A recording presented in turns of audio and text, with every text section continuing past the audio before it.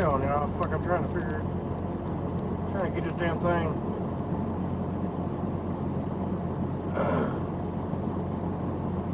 Trying to get this thing to,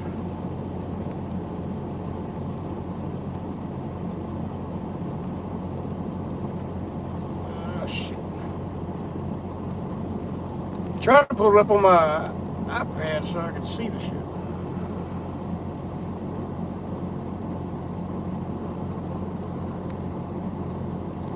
There we go. And y'all see that big ass crack on the damn window? That shit happened last night sometime. The heat outside mixed with the cold inside fucking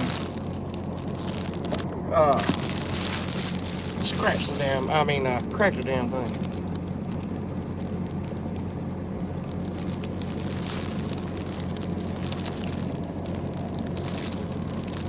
I'm out here at Golden Acorn Casino. Out here about 40 miles or so from San Diego, California. Got to drop off in the morning in Chula Vista. But hell, I was just wanting to. I got out here yesterday evening about 1 o'clock. Well, I don't know what time it was, but it was early yesterday evening, and went there and got a shower and all that. Hell, I planned on staying here till in the morning. That way I get a reset. I thought they had a damn hotel here. I was gonna go get a hotel and give me a little 6-pack or something, but they ain't got a hotel here. It's exit 61 out here on 8.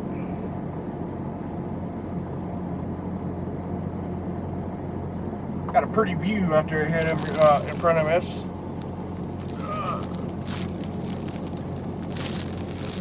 Let's see, I got a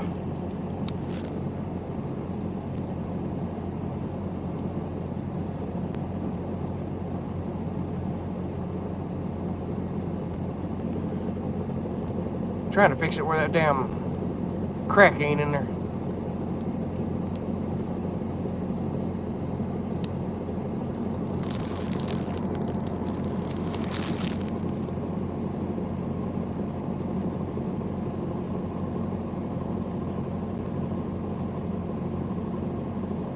There we go.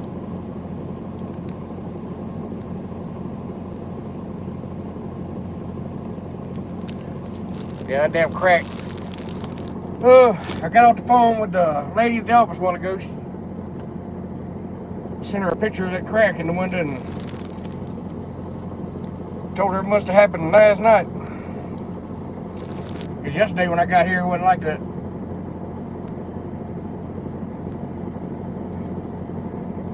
Ain't nothing but the heat. Heat mixed with the damn cold.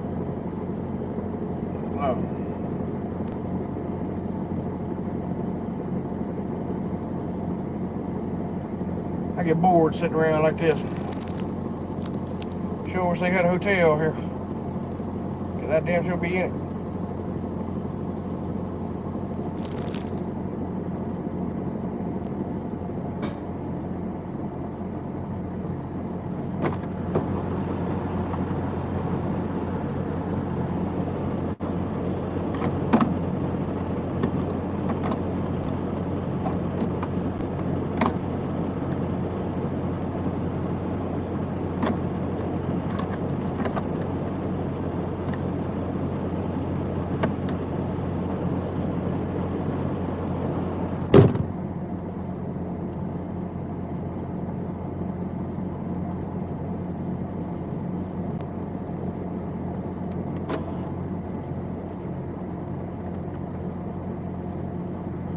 Went there to get some damn coffee earlier, but they ain't had nothing but damn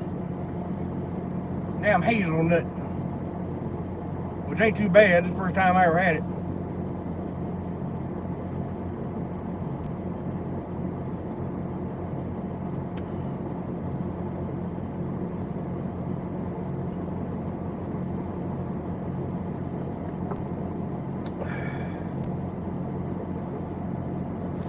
still ain't figured out how to flip the damn camera back around yet. It was the first time I ever done a live out there at Phoenix. It was right. Going down the damn interstate because I had to turn it around to where it was pointing forward or pointing out the window. Now I done it. Don't know how to get it back like it was.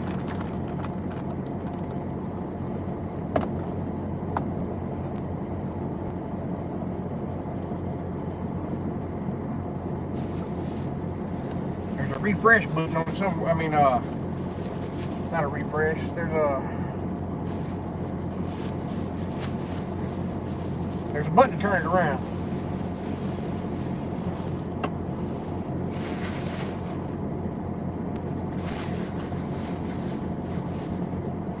But I can't figure out how to do it.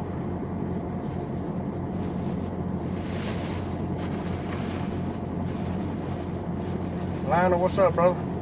I appreciate that. I don't get out here and try to add nothing to it, man, that's for sure. I just do it as I go. I don't use a laptop or nothing. I don't use none of that shit. I don't do no editing. All the little clips I use or y'all get for a video is just done on the phone. I'll hit record and and then when I'm done, I'll put them all together and on CapCuts and post them all as one big video. I don't do any editing, nothing like that. But I'm glad you like them.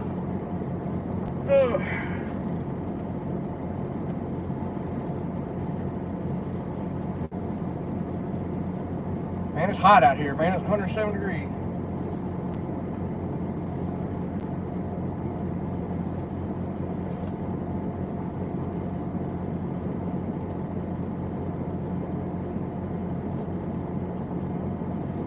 Yeah, I know a lot of people edit videos like that and all, but it's just, it's not my thing, really. I just, I'm surprised I got so many subscribers because I damn sure don't put much effort in into none of these videos, man. I just,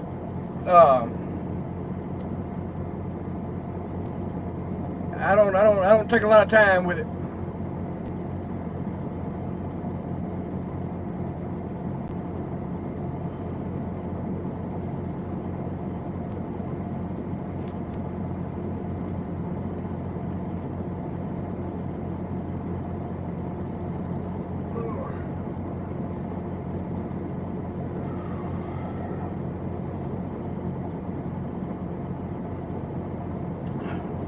I think I done found a solution to my no medical insurance. Still talking with some folks.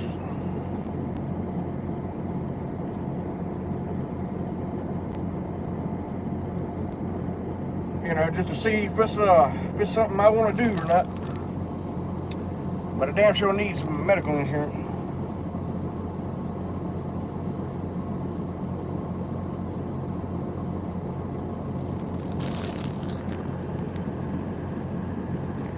Watch the puppy dog walk around.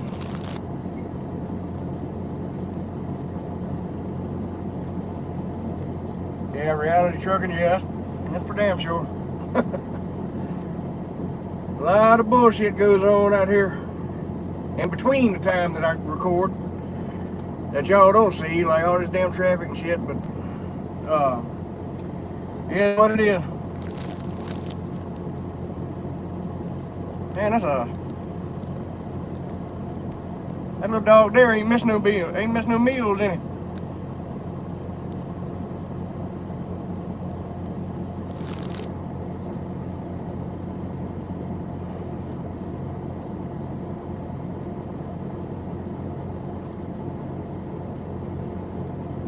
Aflac insurance? No, I hadn't tried them.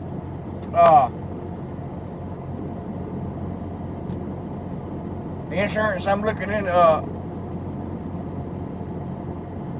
insurance I'm It's Blue Cross Blue Shield.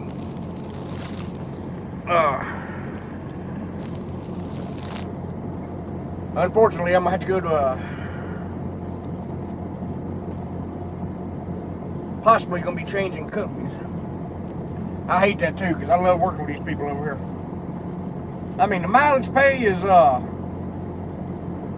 pretty low, but I can make money with it myself. And I love the people. They take good care of their stuff. You got a problem with it, all I gotta do is call my girl at the office and she'll get right on it. But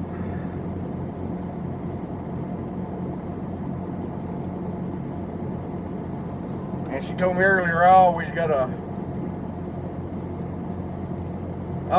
job here if I need it, or if I want it, whatever. And she said if they, get insurance later on in the future, she'll let me know. But it ain't up to them. The people that own this company is out of Walnut Grove, California. They're the ones that, make all the decisions, pretty much. And I didn't know that until I come over here. I didn't know the people that own this company was in California, because this company's been around for a pretty long time. And I thought the owners of it was right there in Union, Mississippi, but no, they just run it. The owners that actually own the company is in Walnut Grove, California.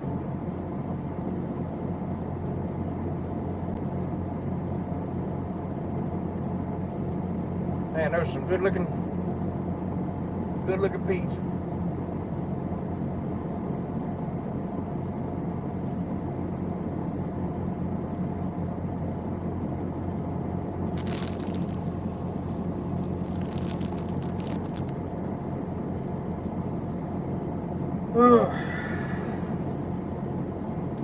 But yeah, man, I'm just sitting out here bored. Ain't shit else to do.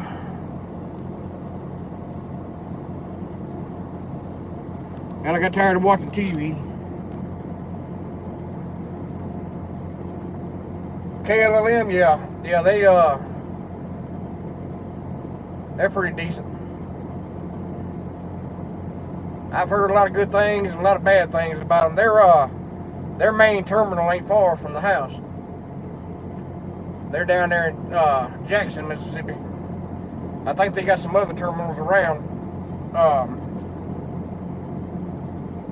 spread out around the country, but I don't know where they are. I don't know a lot about KLM. I know I've known a few drivers to work over there.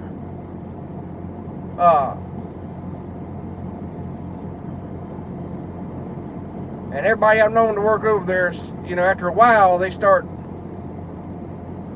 shit just started getting funny. About with the pay and the miles and all that. I know a couple people that run team over there, and they make good money. They go back and forth to California and Washington and all that. But I don't know. I know they got some good insurance too. I just worried about their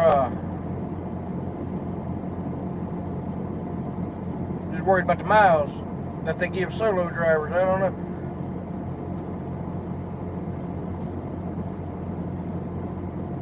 The person I've been talking to is for Crete carriers. Crete, Schaefer, Hunt, all them.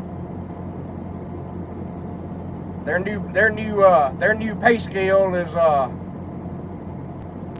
62 cents a mile starting out. But you got to have experience, to go to work for them. I ain't sure how much, and I've also talked to a few of their drivers. There's a couple drivers. There's one driver that him and his wife has a YouTube channel, The Joy of Trucking. I don't know if y'all ever heard of them, but if y'all hadn't, man, he works for Crete, but she just rides with him, and they're from Florida, and they make good. I mean, they make he makes good money. I mean, back and forth, you know. He averages about 2,800 miles a week. And he stays out 21 days and goes home for 3 or 4 days. And it's just, they got great insurance.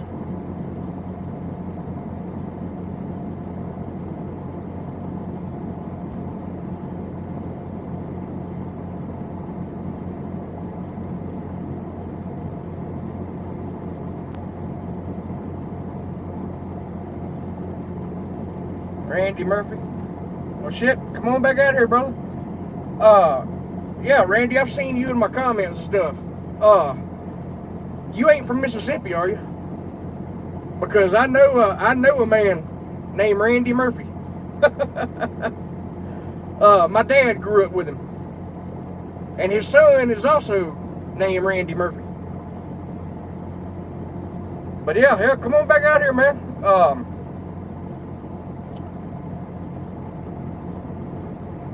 This company here, they are, I love the people here at this company. I love how they take care of stuff. If they just had insurance, man, it'd be perfect. But yeah, it is what it is. Like I said, it ain't the people at the office in Union's fault. It's, you know, they don't own the company. Oh, from Georgia? Okay. Yeah, I know a guy named Randy Murphy. Real good dude. He lives in Meridian, Mississippi.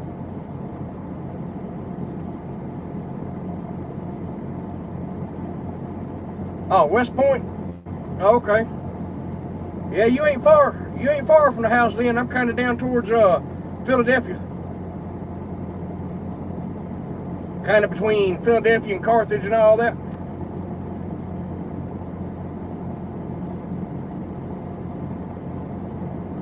But yeah, I've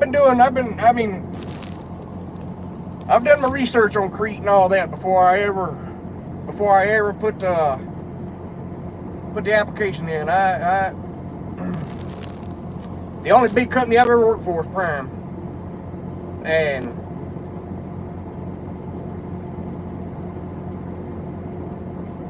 I really don't care for the mega carriers, but Prime has a hell of a lot more trucks and drivers and all that than Crete does. You know, Crete, I'll be assigned to a fleet manager. They call it an onboarding fleet manager. I'll have him for 60 days. That way, if I have any questions and all that, you know, he don't have as many drivers on his fleet, because that's all he does is, you know, takes drivers straight out of orientation and all that. But after 60 days, I'll get on my regular fleet manager's crew, and you know,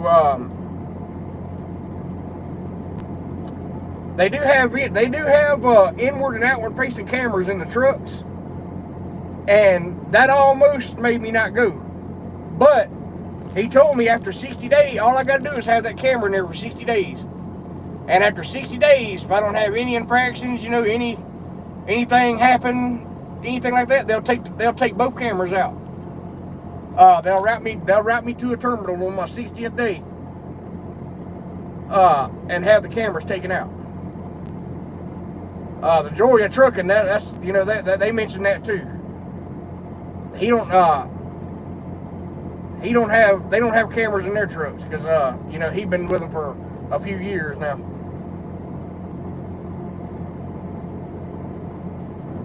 They ain't got a lot of people on YouTube at Crete. There's a few people, but not any that really post all the time.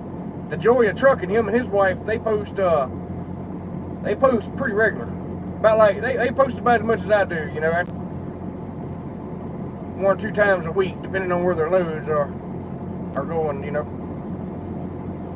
So I don't know, man. I'm I'm gonna give them a shot, I guess. My last day here will be the 30th. I told her to, get me back toward the house on the 30th and all that, and I'm gonna probably start orientation at Creed. I gotta go to Lenore, what was it? Lenore something, Tennessee. Lenore City or something like that. Tennessee. It's up by Knoxville, I think. But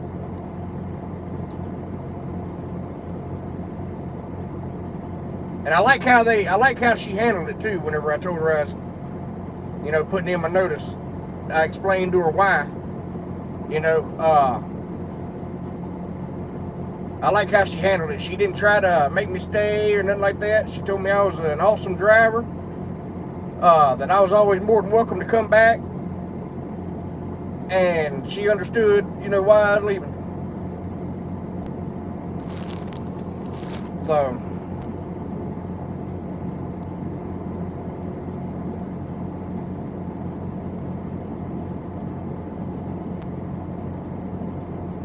yeah, Ashley Furniture up there, yeah. Yeah.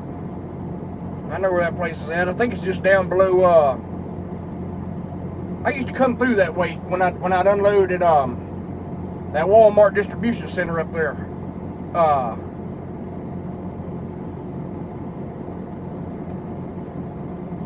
Where is that at? I can't remember where that Walmart is, up on 22. Shit.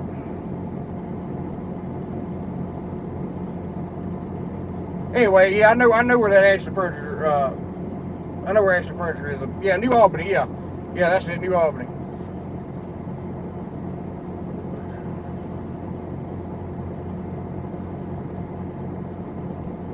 Yeah, Kevin and Tanya, yep. Would you like driving those? Oh yeah, I'll be honest with you, man. I've been shifting the truck for 18 years now almost, and I drove those automatics I drove for Prime was nice. I ain't gonna lie about it. Especially in places like LA or Atlanta, Dallas, Fort Worth, all the places got a lot of traffic and shit. Oh man, those automatics are nice, but when I get out there in the middle of nowhere, I like shifting, but you gotta take the bad with the good, I guess. But yeah, I ain't got a problem with automatic. I really don't.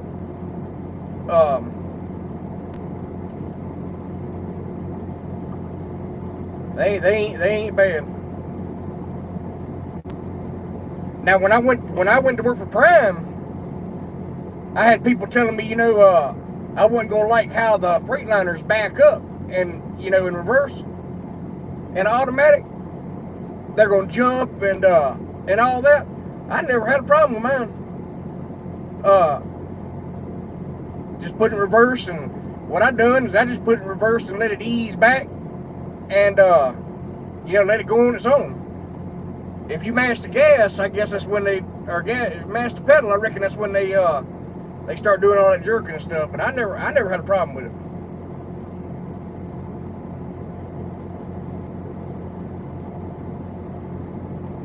Yeah, there's a lot of people that drive manuals that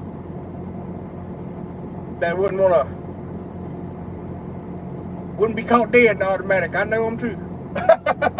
I know some myself. They wouldn't be caught dead in automatic. Not so as anybody that would know it. Now you put them in an automatic and let them get out there by themselves, they'll love it. But as soon as they see somebody, oh, I hate this motherfucker. Oh, I want to get out of this fucking thing. I know some people like that they'll hate it when someone's around, but when ain't nobody around, shit. Yeah, I used to be that way too. I ain't gonna lie about it. I used to, back 15 years ago, man, not long after I started driving, I was one of them drivers that didn't want to be around a mega carrier truck, automatic truck and all that. Man, they'd be in my way. I'd be pissed off. But man, now I done got shit, I'm almost 40. Been out here 18 years, and I don't give a shit. Just give me my paycheck. You know what I mean? Give me my paycheck and send me on to the next one. It used to be about the truck and the lights and all that shit back in the day for me. The more lights I had, you know, the better I loved it. But now, man, I guess I done grew out of that shit. Now, I love this truck here. It's got all these lights and stuff on it, but it ain't got insurance with it. I guess it comes a time where you just gotta look past all that shit and start looking at what matters. I guess I'll say.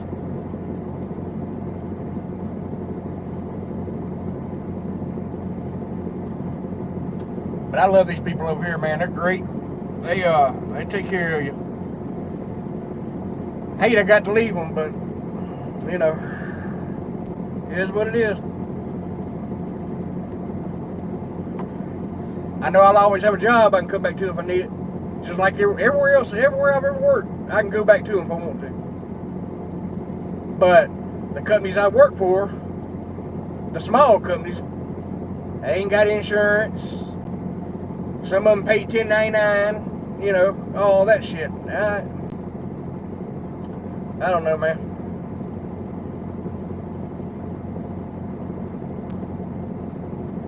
That 1099 shit, I ain't into all that. If I'm gonna work for a company, they can do the taxes.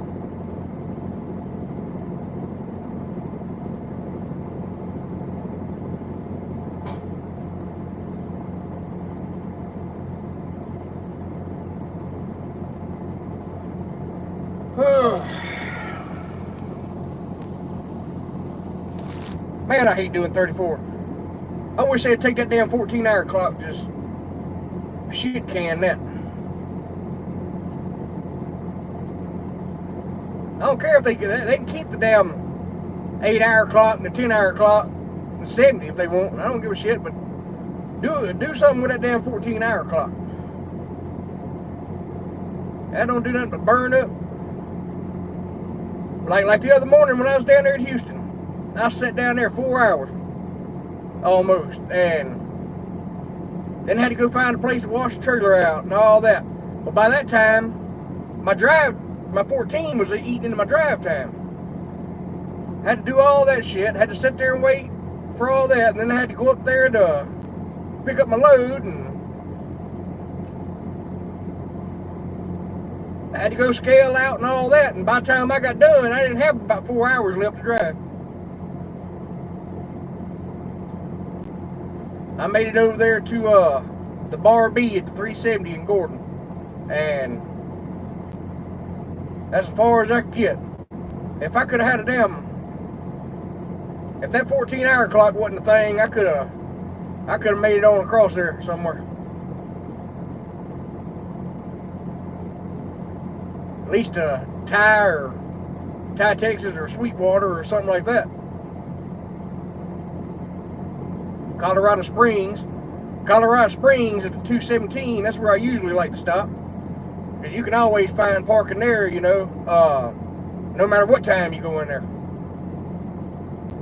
And they got some good coffee in there, and then they got them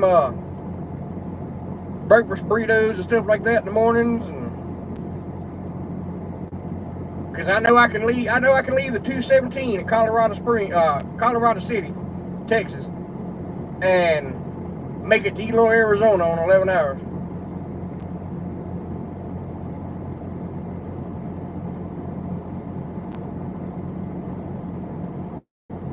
But either way it goes, you know, I hate running recaps too, so I wanted to get out here. I wanted to get on right here to where I'm at and take a 34. I already had this plan after I got loaded.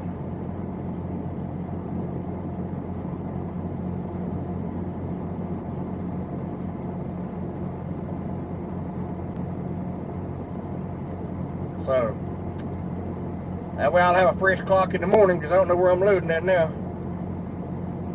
Michael Lockhart, just subscribe yours. Yeah, I appreciate that, buddy.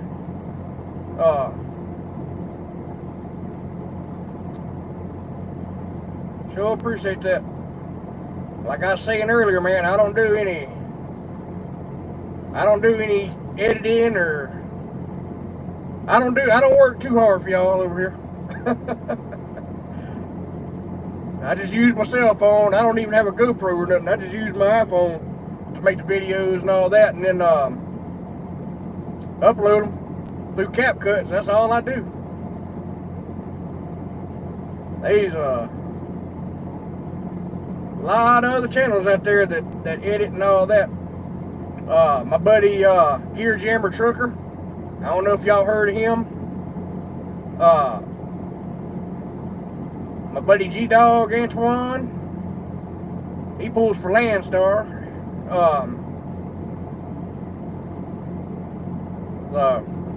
They do editing and all that. I had never really cared for that, but I sure appreciate you, bro.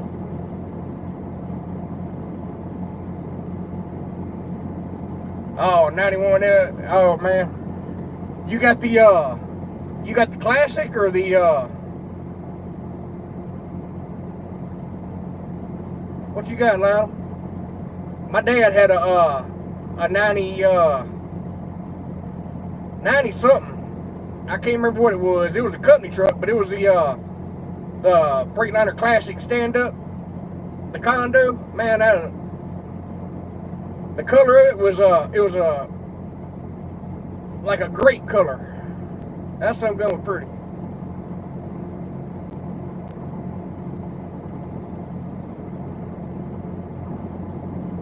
Shane Nickel, keep the videos coming. You see them? Oh yeah, brother. Yeah, they gonna stay coming. And I'll take y'all with me on the next one too, because I don't know how it's gonna turn out, but we'll find out together. Hey John, what's going on, bro? Yeah, Gear Jammer. Yeah, he ain't been posting no videos. Yeah, he either just got a divorce or going through a divorce. So I hope he's doing good. I ain't seen none of his videos pop up neither. He'll post one every now and then, but yeah, he's a good dude, man. I enjoy his videos.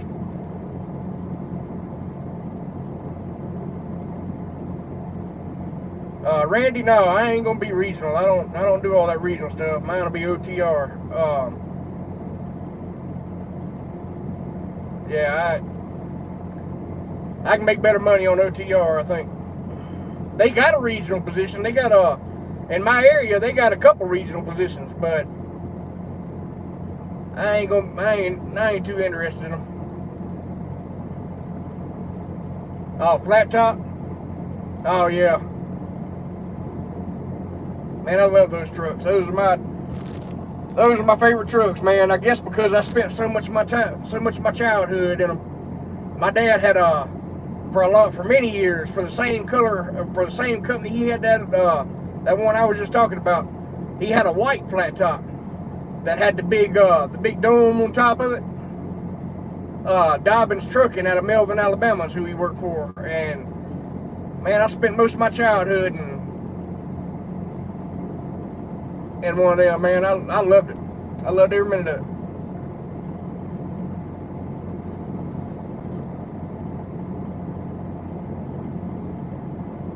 Marvin from London. Hey, brother, what's going on?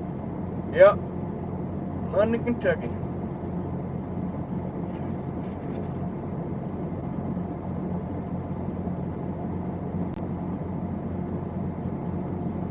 Aluminum cans for, yeah, for Children's Hospital. Yeah, there's a bunch of people that, Mike, there's a bunch of people that do that around where I live too, around Philadelphia, Meridian, Carthage, Kosciuszko, all them. Yeah, there's a bunch of people that collect them cans to do that.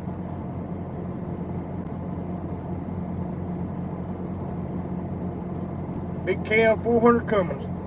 Yeah, my dad's had an old Detroit 60 series, and I don't know what it was about his truck, but it has something. You know, you can do whatever you want to them old trucks like that. His truck, somehow or another, if you was going down the interstate and you was hitting the governor and you turned the key off and turned it back on, something happened in there that would bypass the governor, and that fucking truck would run wide open. But you had to turn the key off and then crank it back up while you're going down the road for it to do it. Man, that damn truck was bad, boy. I remember waking up in the middle of the night, going out across Texas, and my dad and 5 or 6 of his buddies be out, you know, going out through there just strolling, buddy.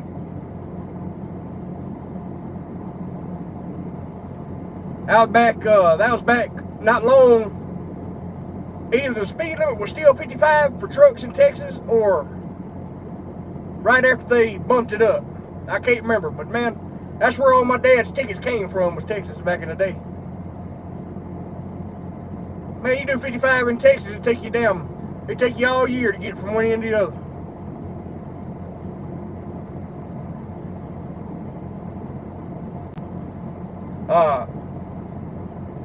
Curtis, I'm out here in at the Golden Acorn Casino Travel Center out here on Interstate 8, and just outside, about 30 or 40 miles west of San Diego, California.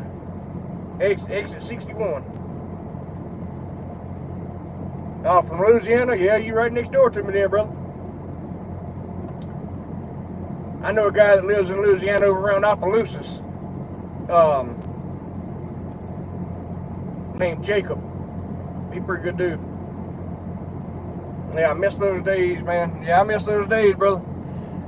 I wished I could have been there to drive in those days, but hey, I was over in that passenger seat, brother.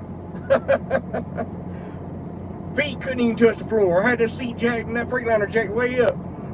Feet couldn't even touch the floor, and I'd be over there just riding, bud. Talking on the CB. Man, that takes me back. You know, the Freightliners, I don't know if you probably got custom seats in yours, but the Freightliner my dad had them old Freightliner seats, had that chrome knob sticking out the side of them. You know what I'm talking about? That you air the seat up, you pull it out to air it up, and then push it in to let it down. Man, that's the first thing I'd do. As soon as I got in that truck, fixing to leave out with him, I'd pull that knob out and raise that seat all the way up.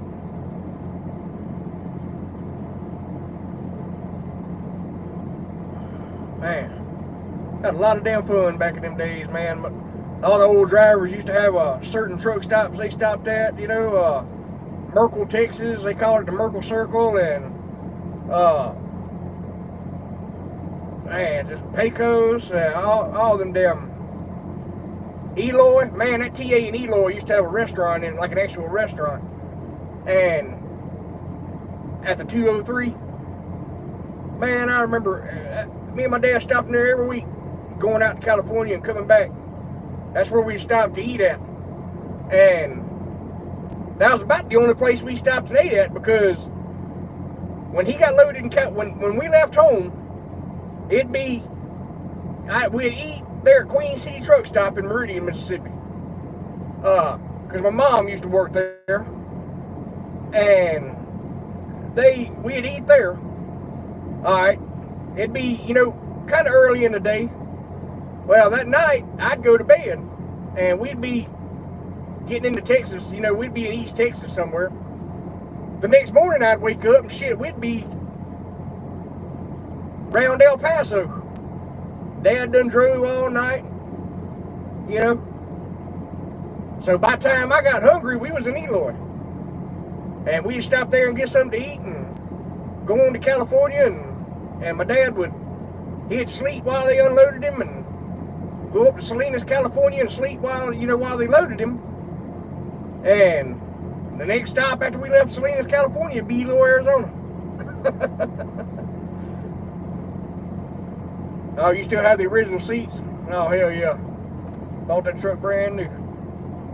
Man. I remember being asleep one night, y'all. I was back there in the sleeper in my dad's truck. I remember waking up and coming out here in the passenger seat and getting something to drink. And my dad was just took him a nap over the steering wheel, you know. Laid his head on the steering, you know, crossed his arms on the steering wheel. Well, I guess sometime between the time that I got up and he stopped, another truck done come around him and kind of backed up in front of him, because we was just on a wide spot out in the middle of nowhere. Another truck done come around and kind of backed up in front of him in the wide spot. My dad was sitting, he was over sound asleep, and when I opened my drink bottle, you know, it spewed, you know, it didn't spew out, but you know that carbonation, you know, build up, you know, went psh. I opened that damn lid up on that bottle, and my dad looked over at me and he said, "Hey, bud." I said, "Hey." I just got thirsty. He said, "All right." He raised up and leaned back in that seat and looked out that windshield and seen that damn truck sitting in front of him. And I thought he put the damn brake pedal through the floor, guys. I thought he done put the brake pedal through the floor. He thought he was still going down the road and just got tired and fell asleep. That scared the shit out of him. He said, "Man, fuck that appointment." He got up and went back there and went to bed. Oh man, them drivers had to run like that back in them days, man. They just, I mean,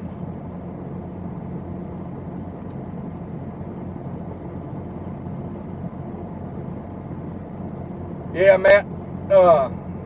Found an older company still does paper logs. Yeah, Dixie Express. That last truck I drove for them, that blue one, it was a paper log truck. It was a paper log truck, but they didn't have no insurance, nothing like that. It's hard. I know Munson. I don't know if y'all ever heard of Munson. I want to say they're out of Iowa or something like that. Their trucks they still have paper log trucks, but they don't hire out of my area. See, it's hard to find, you know, it's hard to find a lot of companies out of, you know, that hire out of Mississippi down there. And the ones that do gonna have them plastic trucks, you know, gonna have them damn paper e-log trucks and all that. Freightliners and all that. I mean, I don't mind a Freightliner myself. I don't mind one at all. I got a lot of memories in a Freightliner, but the older ones. But yeah, man, my dad used to pick up fish out of Alabama somewhere. And those fish loads was always hot loads. You picked that fish up and your ass had to run with them and get them to California. And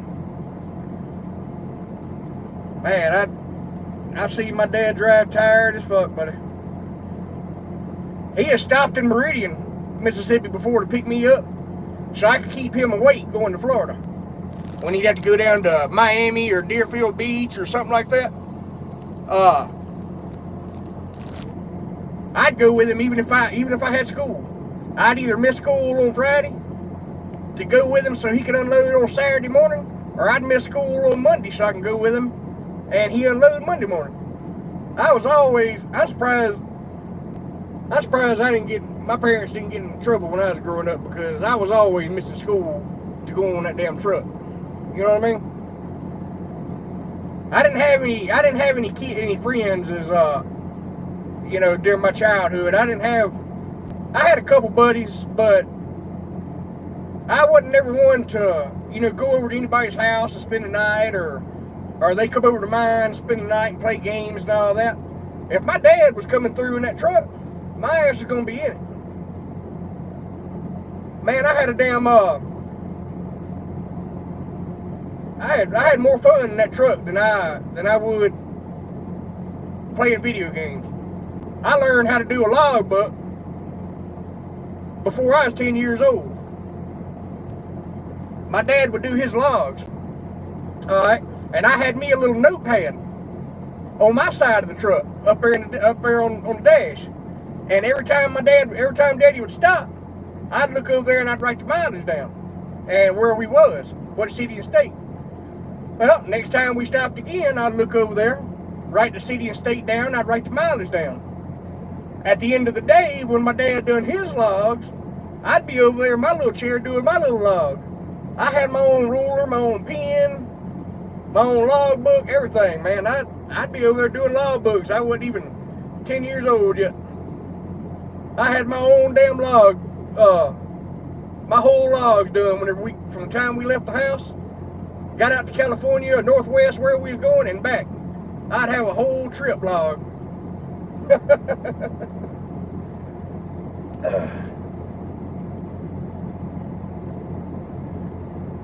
Adam Vaughn, what's up, brother?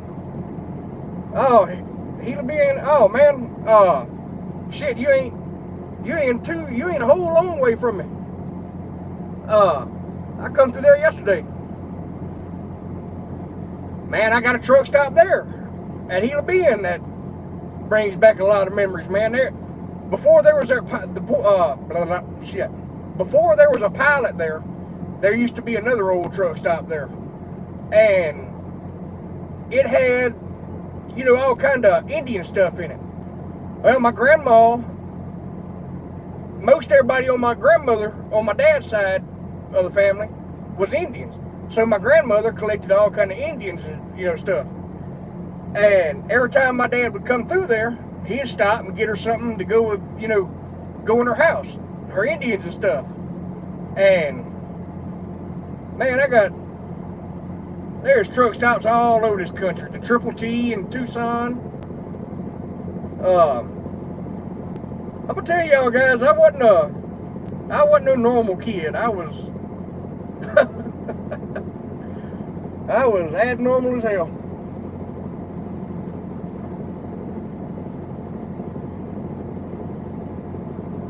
Dedicated run from Durant to Buckeye. Yeah, that seems like a pretty good run.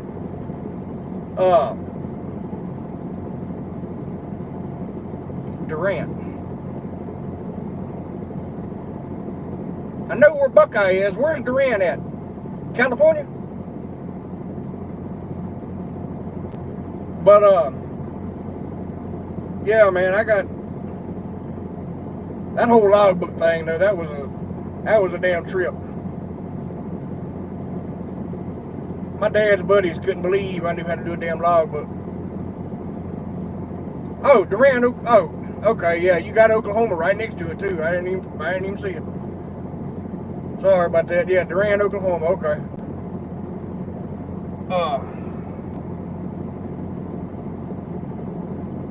Yep. It sure enough says Durant, Oklahoma to Buckeye. I might need glasses, guys. But hell yeah, man. If y'all got anything y'all want to talk about, we will. I'm just rambling off, going down memory lane.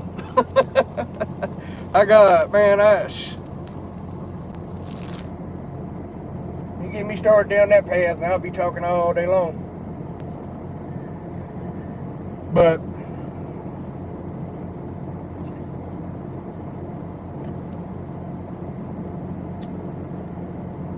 oh man, yeah, I hate that about this damn insurance shit though. But I don't know, man. Kevin and them from the Joy of Trucking, he been with Crete for 2 or 3 years now, and he loves it. Loves it over, making good money. So I don't know, but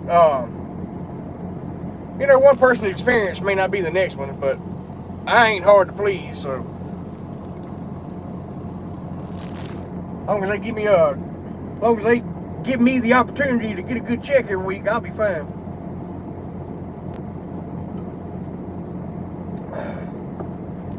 Because I'll run as hard as a damn dispatcher wants to run me. want to put me on a bunch of short runs, I'll wear his computer out, as long as they pay me for it. You know, pay me what they say. That's 62 cents a mile. That's what their new starting pay is. So I don't know. That's got it on their website, and that's what Georgia Trucking's got a video about it, and that's what the recruiter told me. So I mean, it's got to be 12 more cents a mile I'm making than I am now. But I mean, I'm still making good money here now. As much as I've been running, man, I hadn't brought home a check less than $1,200-$1,300. My average over here, since I've been here, my average has been about $1,370 a week. So that's decent. It ain't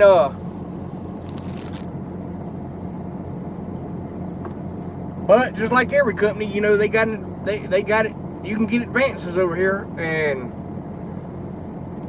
there's people that, you know, they just advance their whole check out, and then they ain't got no damn check when it comes to payday, and then they want to get pissed off about it. Man, I don't know. I ain't never really been one to get advances and shit, because that don't do nothing but cost you more money. WP. Oh yeah, doing good, brother. Doing good. Just sitting out here at the Golden Acorn Casino and Travel Center out here, just outside San Diego, California, taking 34. OTR Vic, what's up, brother? What is up? How's it going?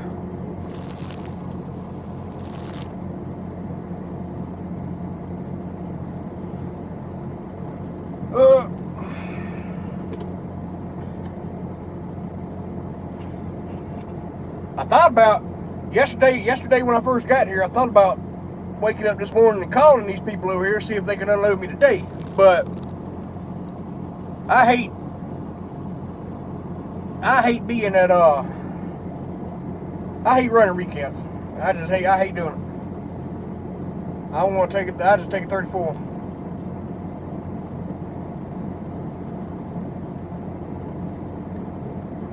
Why didn't I PC to a hotel? I couldn't find one. I couldn't find one that had truck parking. And I had somewhere, you know, there's one about 2 miles back west of me on 8 here. There's a hotel there that's got truck parking, but there is nowhere around. There's no stores around it, no nothing. It's just sitting there by itself. I was hoping they had a hotel here, cause I was gonna get me a hotel room and get me some, you know, give me a beer or two and drink a couple cold ones last night, but they didn't have no hotel here, and I didn't see one around San Diego and stuff that I can get a truck into, because the ones I found on Google Maps was, you know, down little city streets and shit next to the interstate, and they didn't have no truck parking or nothing like that. So I just stayed out here. WP, no, so they sure don't. Because that's what I've been waiting for. I've been waiting for my medical insurance card to come in the mail. Because I got my vision and dental in, but my medical insurance card hadn't never come in the mail. So I called Nikki, the recruiter at the office, and I asked her, I said, hey, when will I get the my medical insurance card in the mail? Because I've received everything else, just hadn't got that yet. And she said, well, we don't have medical insurance here. We go through a third party. I said, oh shit. God damn. And that's what I've been waiting on. I've been waiting on. I guess I misunderstood at orientation when we were signing up for the insurance. I guess I misunderstood and and didn't realize that it was only vision and dental insurance. So that sucks. But like I was saying earlier, man, the people there at Union, at the Union, Mississippi office, them people don't own this company. This company is owned by people in Walnut Grove, California. And like I said earlier, I never knew that. I thought the people that own this company was in Union, but they're not. Go back to Prime for the insurance. No, sir. No, I don't know. I don't believe so. Because Prime pays 50 cents a mile. Or 52 cents a mile, something like that.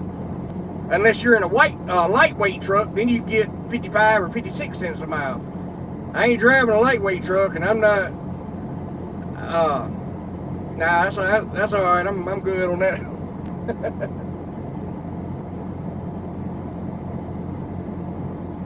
WP, yeah. Well, like I was, you might have just got in here, but I was talking earlier about I'm probably going to Crete. You know, Crete Carriers, Schaefer, Hunt. You know that group. They start out at 62 cents a mile, and their medical insurance and all that is instant. As soon as you hire on, you ain't got to wait 30 days, 60 days, 90 days. You know, none of that. It's instant. So I'm probably going to try that out for a little bit, just to see how it is. And I'm actually going to try out Crete instead of Schaefer.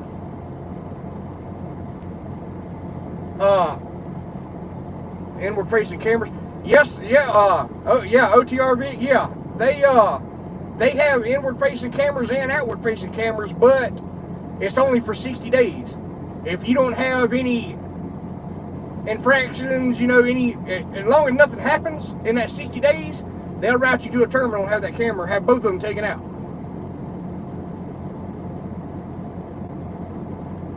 So yeah, they do got cameras, but it's only for 60 days. I think I might be able to live with that. That ain't but 2 months. So MC Van Camping. Yeah, Jordan. They don't hire out of my area though. I'm in Mississippi. They don't hire that far south.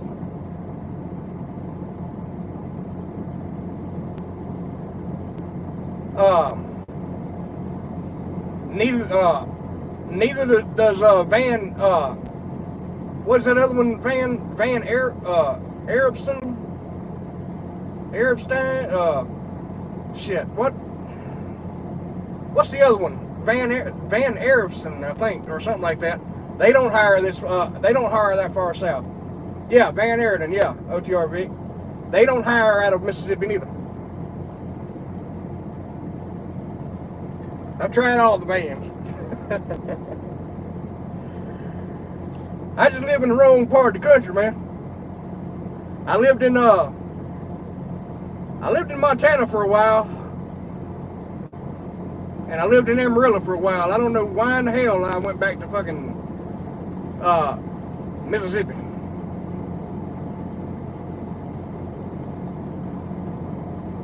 Excited for me to start a new journey. Best wishes, stay safe. Yeah, WP, I appreciate you, brother. Y'all gonna be along with me. Like I said earlier, the 30th, I told my fleet manager that the 30th I need to be home, clean my truck out and all that. Because I'm gonna go to Lenore City, Tennessee, and be there on the 7th for orientation for Crete. They asked me if I wanted to do reefer or dry van. I said, hey, you know what? I said, let me try a dry van for a little bit. See how that works out for me, you know, because I've always, my entire 18 years has been flatbed and reefer. I've never pulled anything else. I pulled lowboy for a while for a company hauling equipment, but that's all my experience has ever been, flatbed and reefer for the most part. I ain't never done dry van and all that. So I told him, I said, man, you know what? I said, hell, I'll try out dry van for a little bit, see how I like that. And if that don't work out for me, then I'll start pulling reefer. Because Schaefer Trucking and Creek Carriers is the same organization, they're the same company, and so is Hunt Transportation. So I probably wouldn't even have to swap trucks. I wouldn't imagine. Or maybe I would, I don't know. I don't know that much about it, but yeah, if I don't like dry van, man, I'm just gonna, I'll go back over to reefer. He asked me if I had any experience in reefer. I wanted so bad to tell him no. But yeah, I told him I did. Told him I got a lot of experience in reefer. So I know how to sit and wait for 10 hours or longer. Burn my clock up.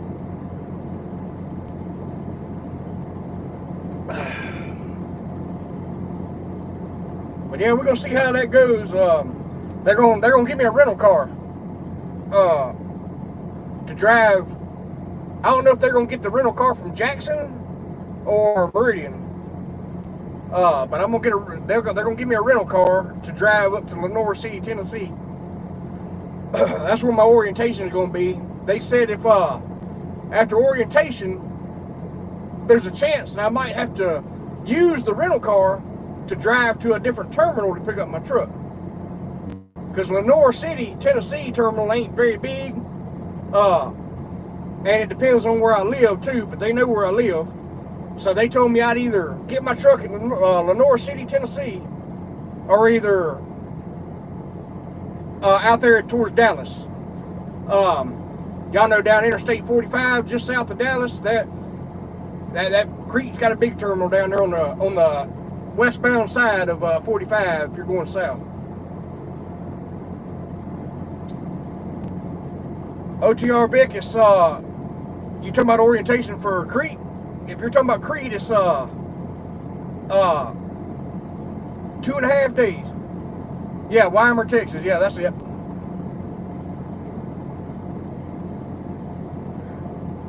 Yeah, Wilmer. Yeah, something. But yeah, it's 2.5 days orientation.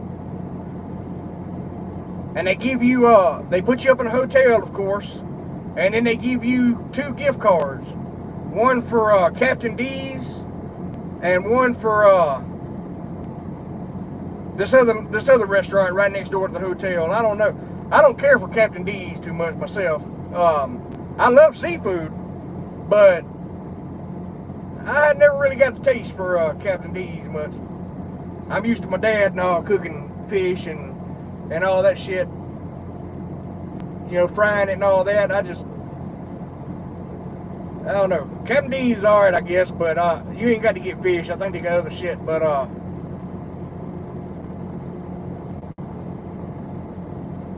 Mr. B, yep. Yep, be a automatic Freightliner, I heard, I think. Yeah, OTRV, yeah, Crete has great bonus. They got bonuses every 3 months, and then you get some kind of bonus at the end of the year. You also get raises and all that too. I ain't real familiar with all the bonuses and all that. I just heard Kevin talking about it on the Joy of Trucking. He's got a video that tells about all that stuff. That's where I learned it from. But yeah, they do got bonuses and all that, and good benefits and all, insurance and all that stuff, 401k.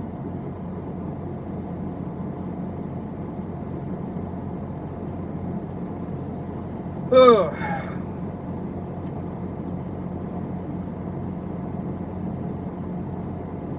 I don't know, y'all. This be the second second time I've been to a big outfit, and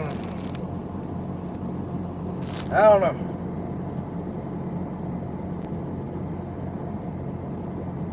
Yeah, OTR, yeah, Joya Trucking, yeah, I love watching them. Now this company right here, I would never drive for. You see how pretty them trucks are? You know why they're that pretty? Because they don't pay their driver shit. And they can cut your mileage off. They can cut your miles off anytime they want. It don't matter how many miles you run. They can pay you for whatever the hell they want. Y'all go watch G-Dog Antonio's channel. Go on one of his lives and ask him about Hurricane.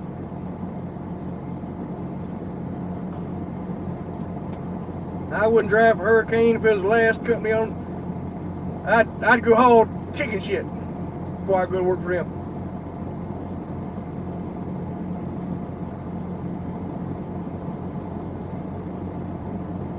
But yeah, all my information I got on Crete was from Kevin and Tanya and the Joy of Trucking, and then the recruiters and all. But you know, I had never really been one to trust a recruiter too much. Kevin does a pretty good job of explaining, you know, how stuff works at Crete. But the recruiter told me the same thing that I've heard Kevin say, so that's always a plus.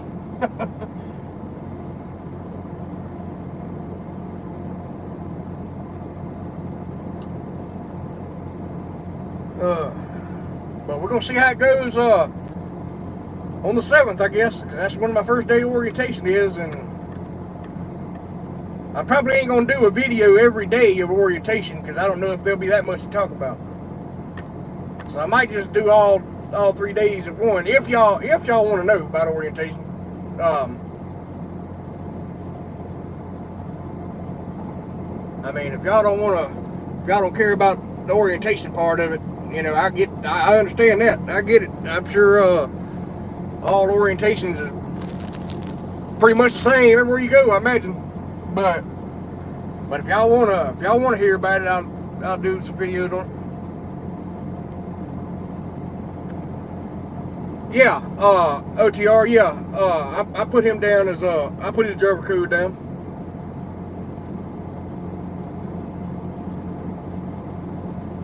Do the videos, all right, Lionel. I'll do them. Like I said, I'll probably do just one video for all 3 days orientation. That way I can just talk about all 3 days in one video.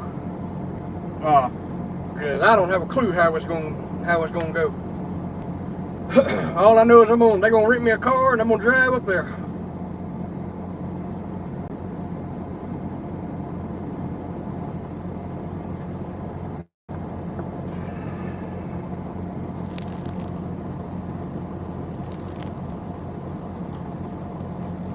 We got a lot of drivers over here at this company that are here just for the truck. You know, if you go to work somewhere just for the damn truck, I don't know what to tell you. Cause I don't know. I ain't gonna work nowhere just for the equipment. If it wasn't for the damn insurance, not having insurance here, I'd stay here. But not for the equipment, just because of the people, the way they take care of the equipment. Because if I got a problem with this truck or trailer, I'll call a girl at the office and she'll have me in the shop in just a few minutes. Or have me on the way to one. You know what I'm saying?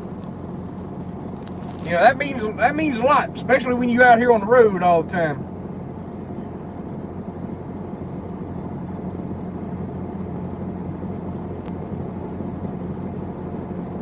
And I'm gonna tell y'all something else too. Y'all don't scream at me. This might irritate some of you. But that's all right. Y'all can have y'all's opinion. I don't mind that. But I've never been a Peterbilt. I've never been a Peterbilt guy. I have never been a Peterbilt guy. I like the Peterbilt's all right. I'll drive one as long as they pay me. But I've never been a Peterbilt guy. I like Kenworths. I've always been a Kenworth W900 guy or a Freightliner Classic guy. I'd take a Freightliner Classic before I take anything else. I don't give a damn how old it is. But my next favorite truck is a Kenworth W900. I love the room in the sleeper. I love the the room in them. I just like it. I like Freightliners and Kenworths. I have never really been a Peterbilt guy.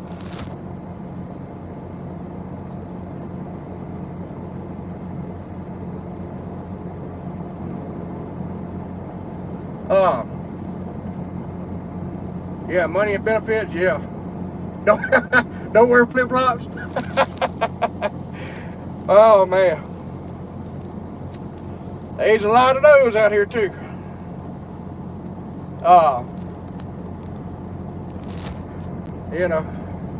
Here's what it is, I guess.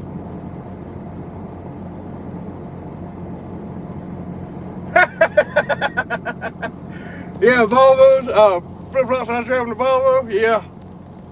Yep. I do got some flip-flops now, but I keep them back here in my book bag because that's what I take in the shower with me. So I do got some flip-flops. I got some flip-flops in this long-nosed Peterbilt. But I only wear them in the shower. I got some little slip-on shoes down here now. Little slip-on like house shoe like things that I drive with. Because I'll take my shoes off, my boots off while I'm driving, and I'll just slide them little shoes there on, but I don't never wear them nowhere but inside the truck. Because I don't wear shoes in the sleeper. And I don't wear shoes down here between the seats. The only place I wear shoes at is up here in the cab, where the pedals are. So my little slip-on shoes, I wear them to drive in, but when I need to go in the sleeper or something, I can just slide them little slip-on shoes off and just have my socks on and walk back into the bedroom and, do what I got to do and then come back up.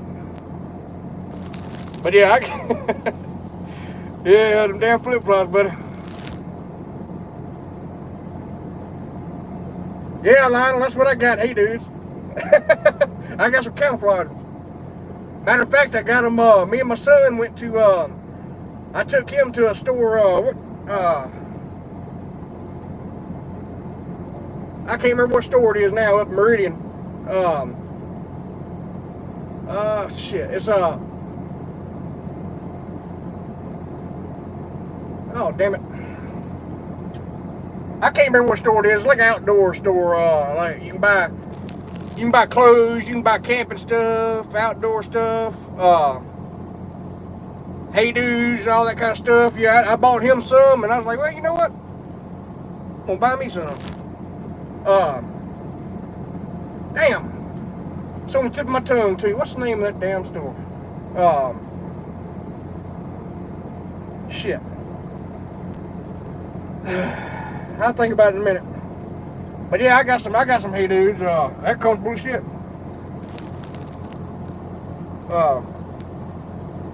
Damn. Can I think of that store?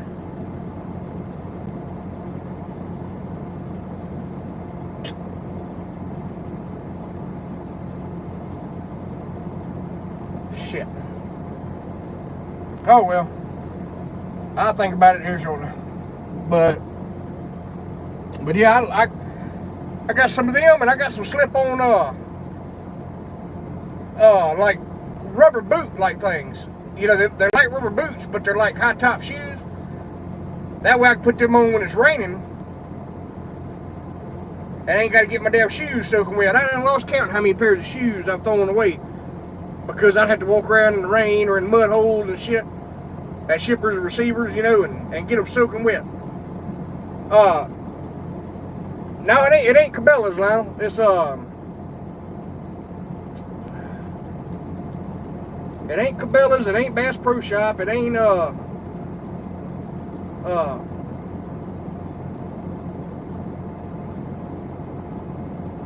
Oh, shit.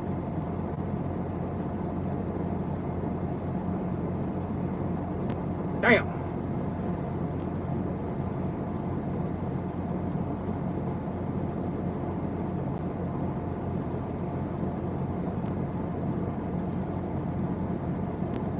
No, sir, not my CO.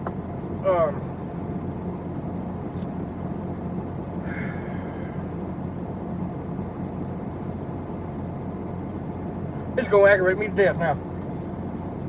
Shit. Oh,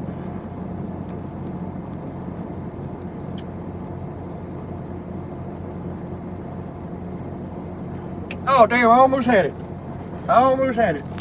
Son of a bitch. Oh,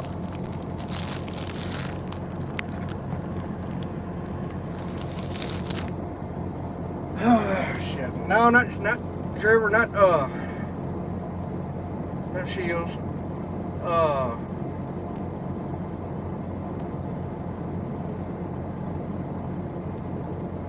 No, not Dix. Buck. I wish he was in here. Shit.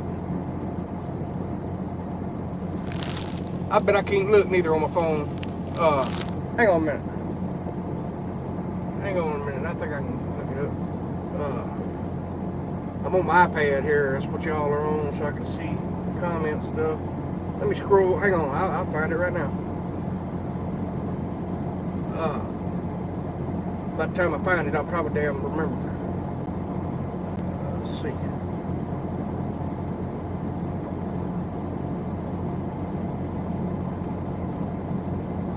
Oh shit. Well,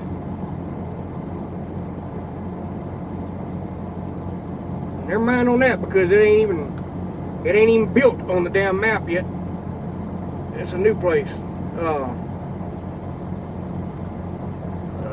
Shit.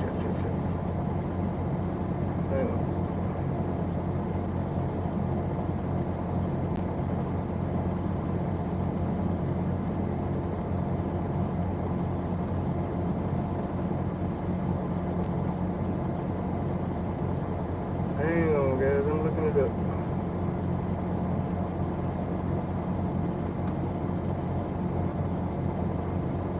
Ah, fuck. Academy, yeah, Academy. Damn, I just found it too, Lionel. Yeah, that's what it is, Academy. Damn. Yeah, they got a lot of good shit in there, man. They got, his grandpa bought a grill in there. And that some gun is nice.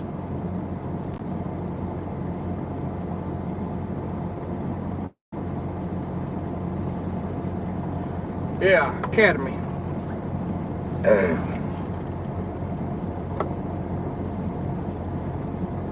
Yeah, they got a lot of cool shit in there. That's the first time I ever been in one with him. Or that's the first time I ever been in one, period. Me and him went in there.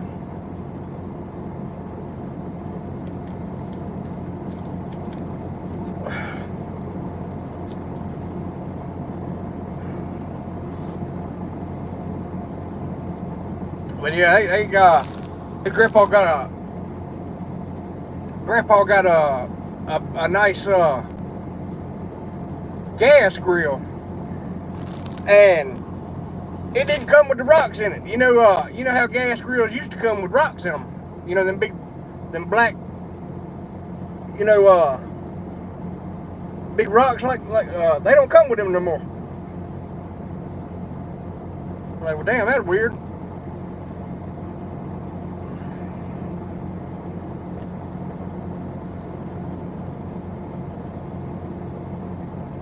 Yeah, Paneri, alive, yep. Yep. Is that how you say your name? Paneri? Am I saying that right? I generally can't read too much if it ain't on a logbook. But, oh, fuck, man.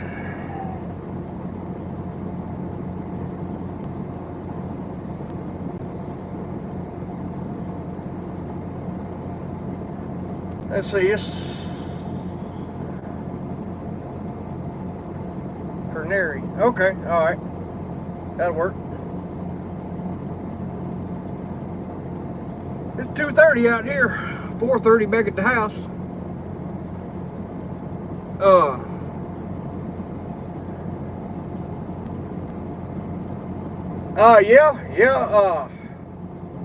Yeah, I guess you could say I'm done for tonight. I've been done since yesterday. I'm out here at this Golden Acorn Casino and Travel Center out here on Interstate 8, exit 61, just west of San Diego, about 30 or 40 miles. I got here early yesterday evening, just doing a 34. Do a 34-hour reset, and I'm gonna leave here in the morning and head over to where I'm gonna unload at.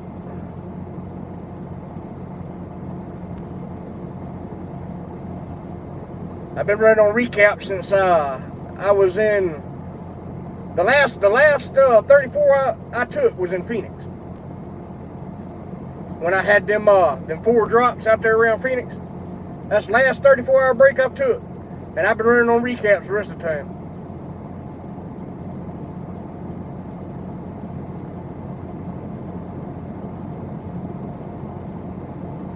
Close to the brothels. I'm not sure. I don't know where they are.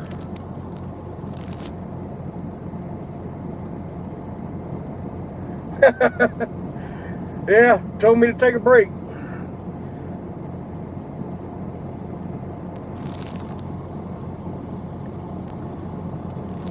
Now I just decided that on my own because I hate running recaps. I like to have a full clock every day. That way I can run. You know, that way I can get somewhere. I just never been one to. I know a lot of people like running on recaps, but I can't stand it. I'd rather stop and get that 34-hour break in, get a little rest, and then knock that 70 out, and then do it again. Take me a little break. A lot of people don't like to. They like to run recaps because they don't like to stop moving. They like to always be moving. You know, a lot of people around Prime and shit like that. Man, they'd die if they had to take a 34. They want to stay running. Well, that's all well and good when you ain't running but 200, 300, 400, 500 miles a day. You know, when you're doing over 700 miles every day,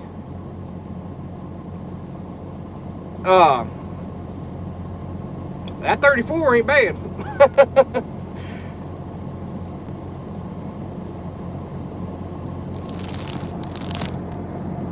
But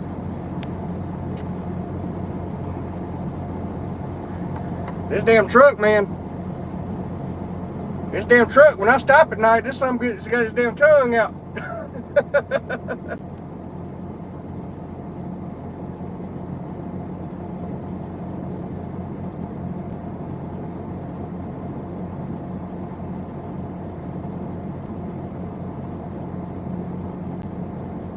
Try out Gentry and Sons. Yeah, I don't know anything about them. I know who they are because I see them a pretty good bit. But yeah, I hadn't thought about Gentry and Sons. Might look them up after we get done with it.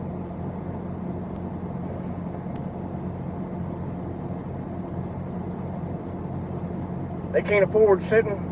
Yeah, the lease drivers. Yeah, man, them damn. When I was there, when I was doing a lease with them, my fixed weekly payments was almost $1,700. That's not counting the fuel and all that shit. You know, if I need repairs and all that, man, that was a hell of a damn weekly payment. So yeah, they can't afford to be sitting too much, and their lease payments just went up too, I heard. Or not their lease payment. Well, yeah, their truck payments. They just went up. I don't know how much, but I know they did.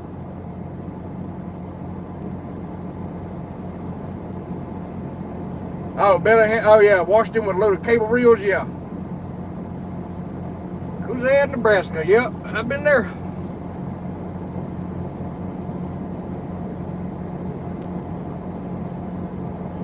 Yeah. Yeah, 500 miles a day. Always on live at the truck stops. Yeah, no shit. No shit. Yeah, there's a lot of them. There's a lot of them drivers over. Now, some of them I like a few of them. But some of them just damn. Prime has a lot of damn YouTubers. A lot of them. And most of them, you say anything bad about Prime, and boy, they're gonna be ready to fight you. They're gonna be ready to fight you. But I don't know, man. I don't know.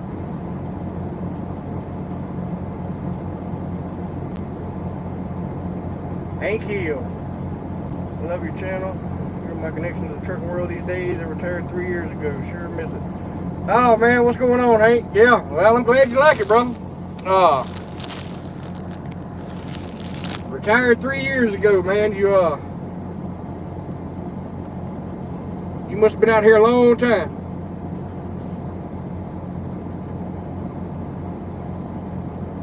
Yeah, 1,700 miles. 1,700 to be governed at 65. Yeah, that's some bullshit. Oh, Hank, 27 years? Okay, yeah, cool, man. I ain't been out here as long as you have, but I've been out here a long time, even before I started driving. You know what I mean? Oh man, I've been out here on the road with my dad since I was 2 years old, man. Long time. But me myself, I hadn't been actually driving since this year will be 18 years I've been out here, Hank, and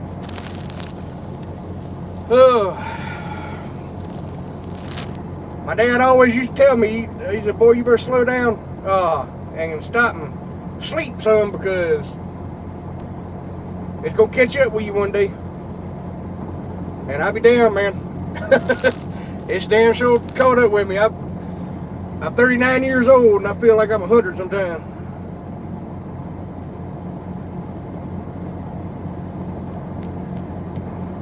My dad used to get on my ass all the time. Used to get on my ass all the time, man, because I work for the same man that he did back years, when he worked for him back years ago.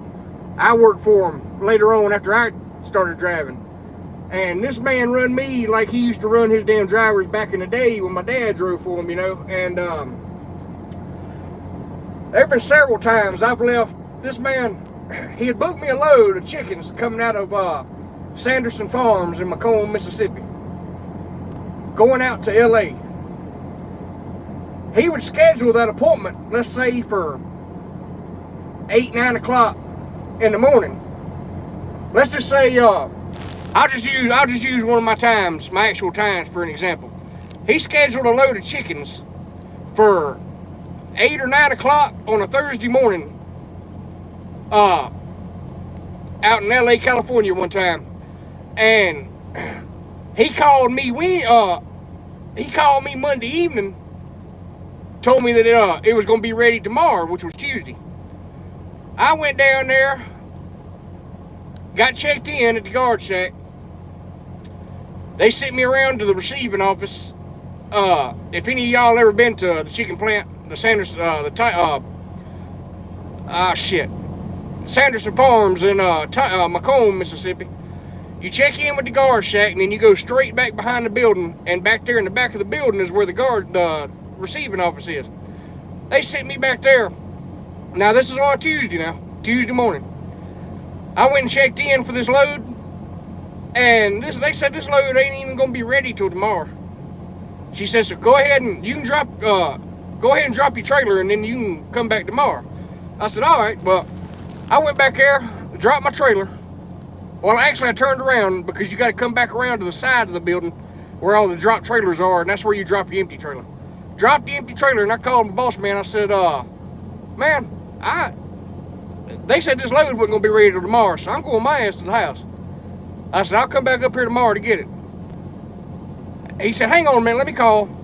Well, he called and then called me back about 20 minutes later. He said, yeah, go on to the house. He said, they ain't even started doing it yet. I go to the house, spend the night, and got back up the next morning, went back, bobtail back down to Sanderson Farms, and they told me to go hook my trailer up. It's still where I parked it. I said, damn, y'all ain't got it in the door yet? I went and got my trailer. They told me to get into a door. I went and got into a door. This is like 10, 11 o'clock in the morning. I went and got in that damn door and sat there. The rest of that shift, the next shift came in at 3 o'clock.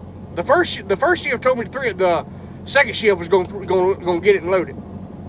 I sat there through the second shift, which ended at 10 or 11. And finally, about 1, 2 o'clock Wednesday morning, I was loaded and had my paperwork and was on my way to California. Now, the appointment time was still 8, 9 o'clock Thursday morning. All right, so this is 1, 2 o'clock on Wednesday morning. I had time to stop once in fuel in Ty, Texas, and then stopped in Quartzsite, Arizona, and got fuel. And I made it to my appointment in LA an hour, about, 30 minutes to an hour before my appointment time. And then I got there and got checked in. And this motherfucker, man, this motherfucker told me this load wasn't supposed to be there till Friday. Oh my God, I was pissed off as a motherfucker. I called my boss man. I said, look, I just run all the way out here with this fucking load now. I said, now they telling me it ain't supposed to be here till tomorrow.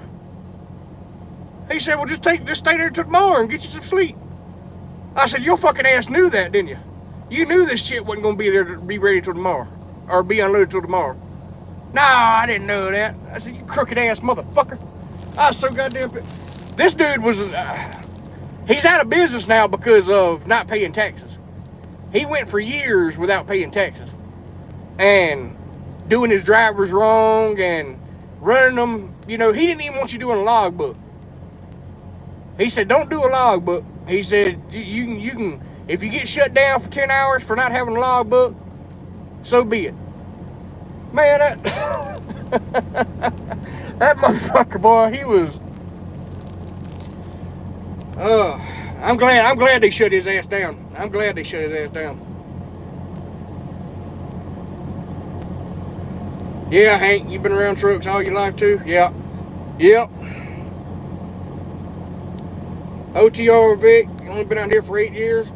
Oh man, there ain't nothing wrong with being out here for 8 years, bro. I mean, hell, there was a time I hadn't been out here for 8 years. You know, I mean, you just gotta keep on moving, brother. Ain't nothing wrong with it though. I mean, hell. Mario, howdy Backwoods, on my way to Washington, 990 westbound. Like your videos, keep on the truck. Hey Mario, appreciate it, man. I-90 West, yep. If you ain't never been up through Montana and all that before, across 90 and Idaho and Washington and all that, man, you're gonna love it. It's a beautiful ride across there. I love going up there.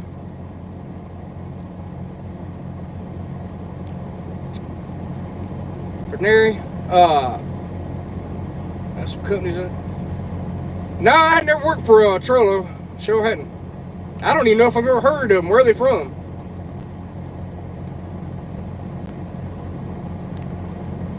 Yeah, junk food, cigarettes, no sleep. Led me to having open heart surgery at 47 years old. Triple bypass. Now I have congested heart failure, COPD, and a mass on my lungs. Oh, Hank, man, I hate to hear that, brother. I sure hate to hear it.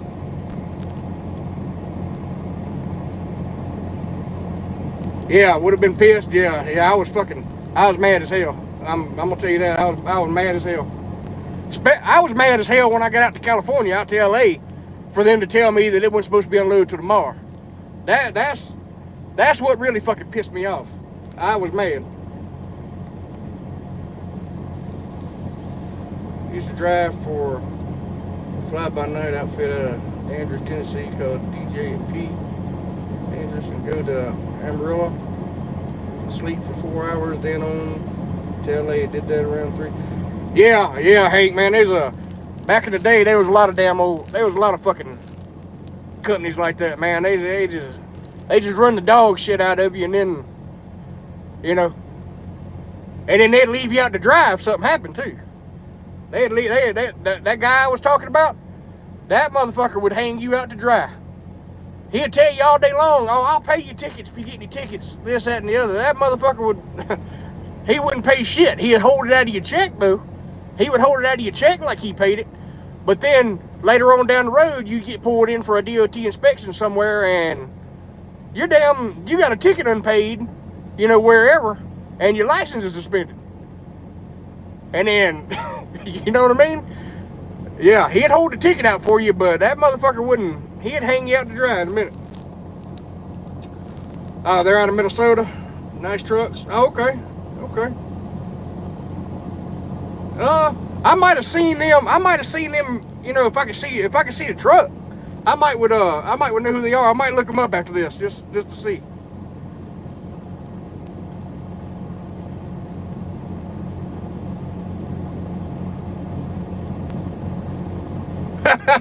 Hank, yeah.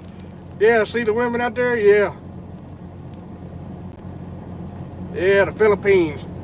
I ain't never been, but you know, I sure like to go sometime. But and you can't.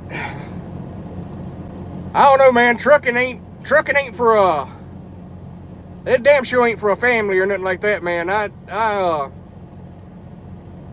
done been divorced twice since I've been driving a truck. And it takes a,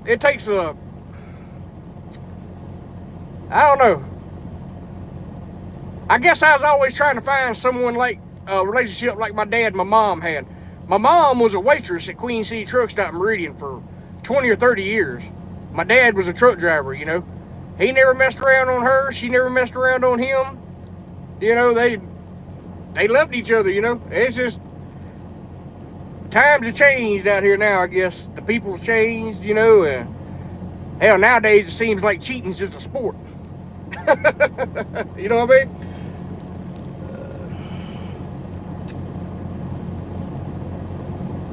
Yeah, I did that same shit to y'all, yeah.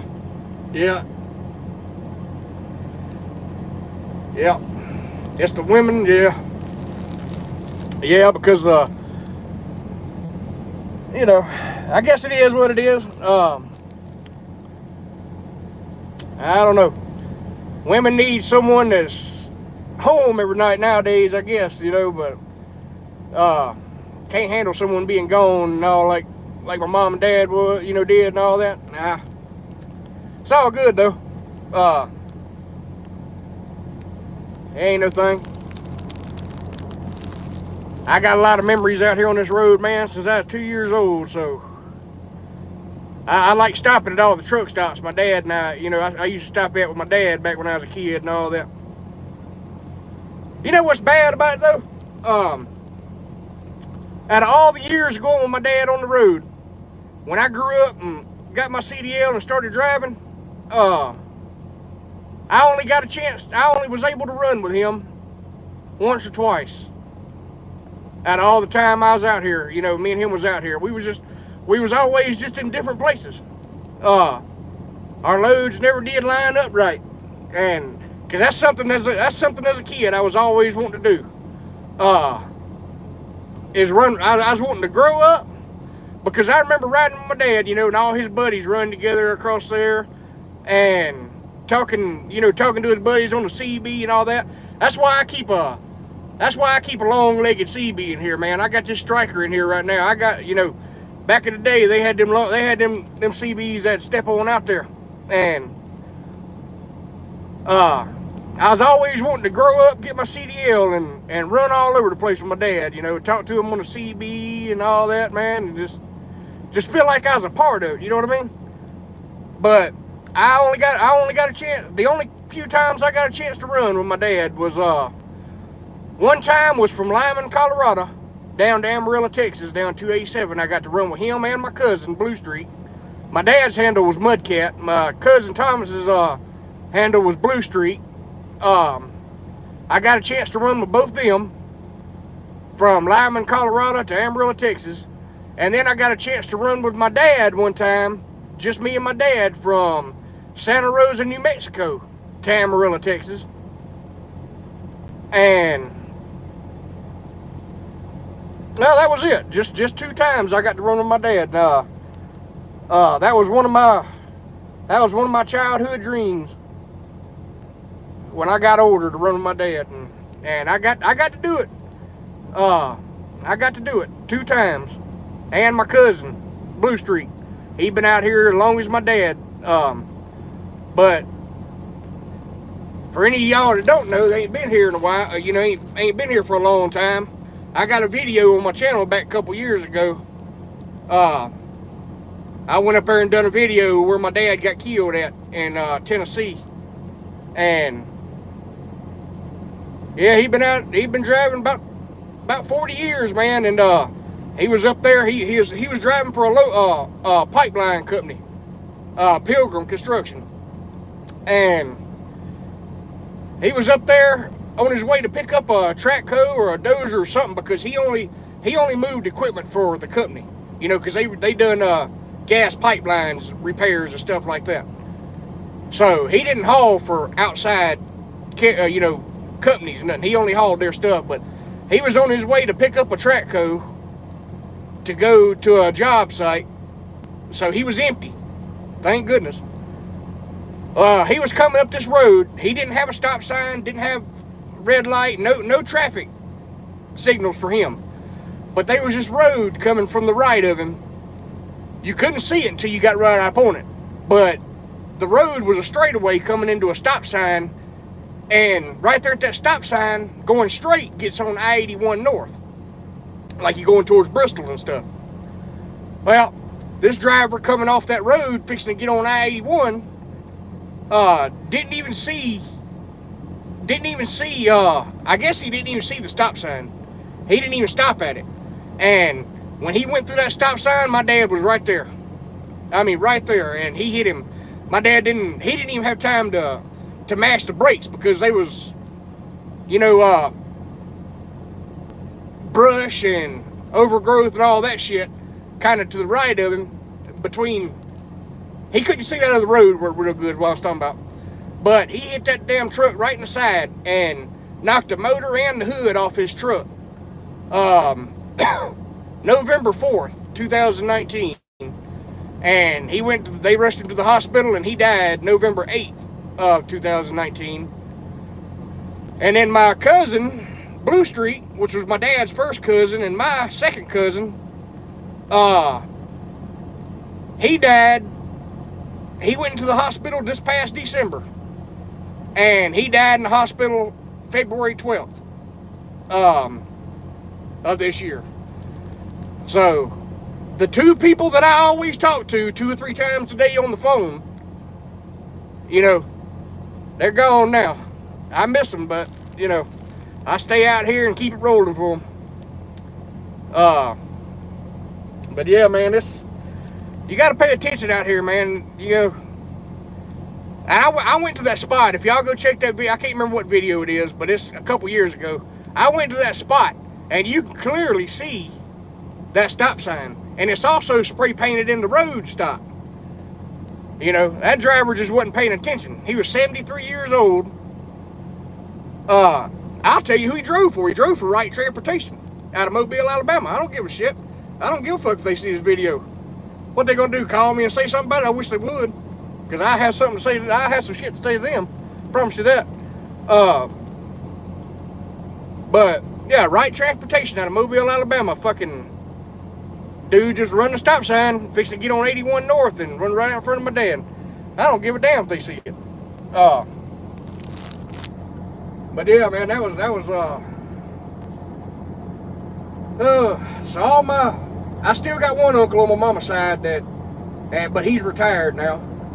So I'm the last truck driver in my family, man. So I'm just trying to keep it rolling for him out here. You know what I mean? Gotta get you one of these women from the Philippines like I did. Got me a 25-year-old badass wife. Hank, I wouldn't even know how to do it.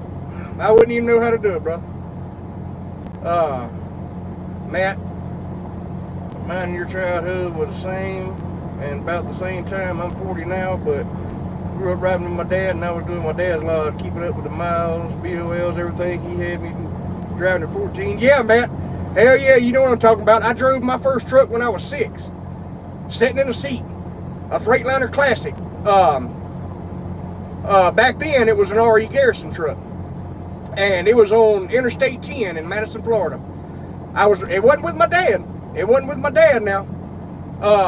But I was riding with a friend of mine, a friend of my dad's, and he had me sitting over here in this seat.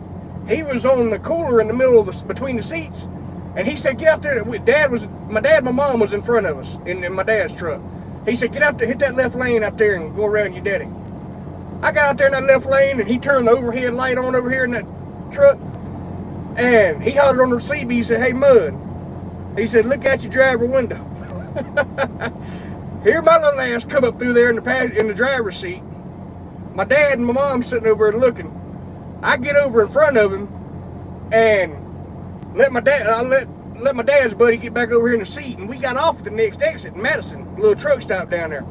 Man, we got out there and got parked, and I thought my dad was gonna tear this dude's ass up, because my dad stopped and pulled his damn brakes and got out of the truck before the truck even stopped.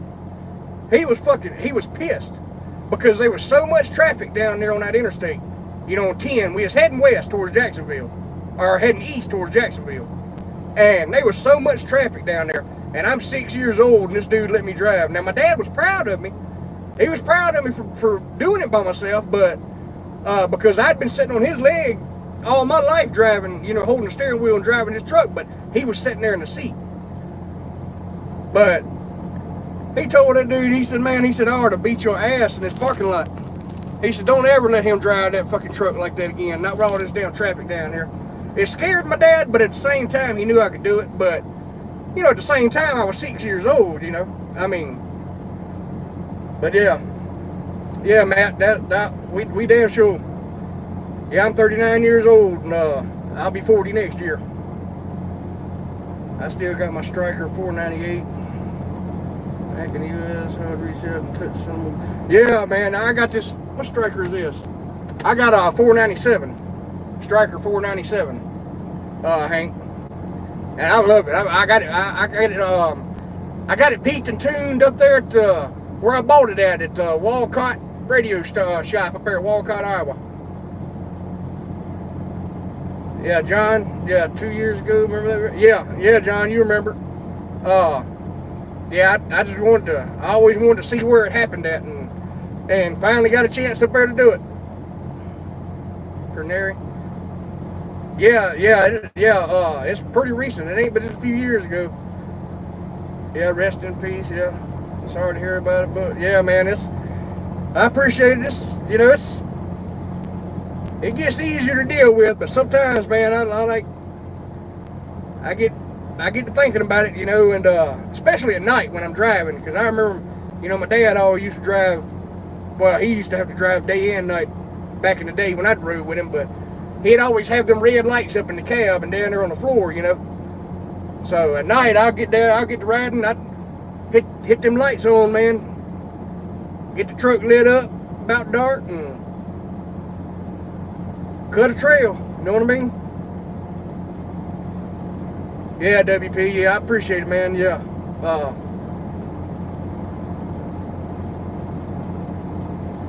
Yeah, Lionel, yeah, man, I appreciate it. Yeah, my dad and my cousin,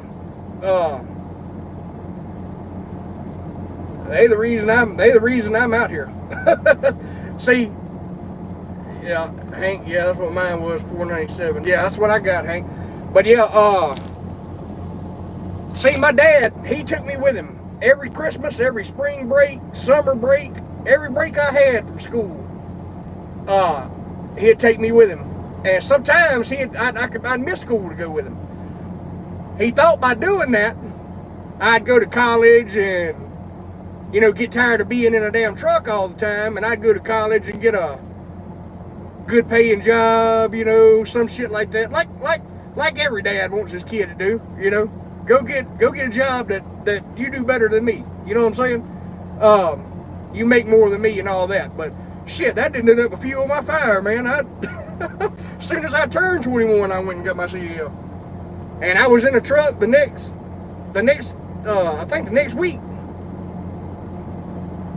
So, hell yeah.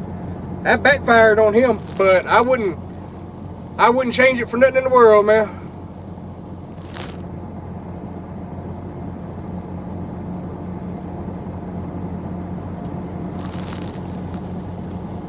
Oh shit, y'all.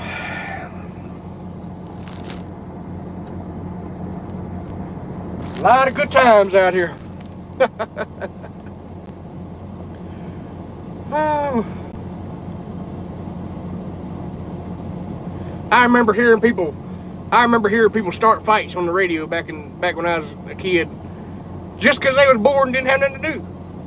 They'd start a fight with somebody, and then somebody else would chime in and give his 2 cents, and the one that started the damn fight on the radio would just sit back and listen to him, while the other 2 and everybody else got involved fighting with each other. You know? Shit. Nowadays, you can't even hardly find anybody that's got a damn CB radio in the truck. You holler at, even these drivers over here at this company, man, you holler at them on the damn CB, let them know, like, I'm not much of a conversationalist, you know, but I will holler at people and tell them, you know, there's a wreck in front of them. I hollered at a couple of our trucks back in Texas a couple weeks ago because there was a wreck in front of them that had the interstate blocked. I was going to tell them to get off on the frontage road and go around it, you know. I hollered at them and ain't neither one of them even ever say shit.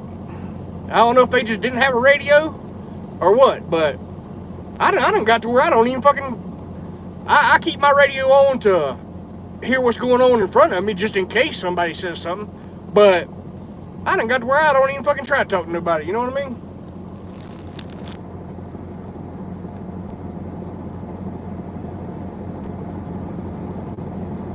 Yeah, I rode with your dad in his classic. Sucks before you could buy it from him. Yeah, man, that would suck. I rode around with my dad in a classic for a long time. Man, that was a damn truck. You can't even find them out there. You can't even hardly find them no more. You know, people that has them don't want to sell them. So, I mean, you can't even find them trucks anymore for sale unless they're wrecked somewhere.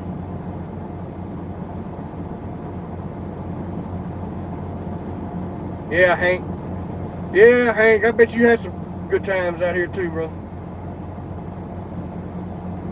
Oh, yeah. Yeah, first few years. Oh, shit, man, I was ready for anything. I didn't give a shit. I didn't give a shit, and I didn't give a damn what the pay was. Just put me in a damn truck that was lit up and chromed out. But nowadays, I'm kind of opposite. I want that pay and that insurance. I don't give a damn about the truck. Oh, man. Yeah, I'd say about 80% of them don't have a CB now, and that sucks, man. That's you know, I mean, how the hell are you gonna know if something's going on in front of you? You know, you go top a hill and traffic's gonna be stopped, and you're just gonna plow right into the back of them. You know, I mean, I don't know.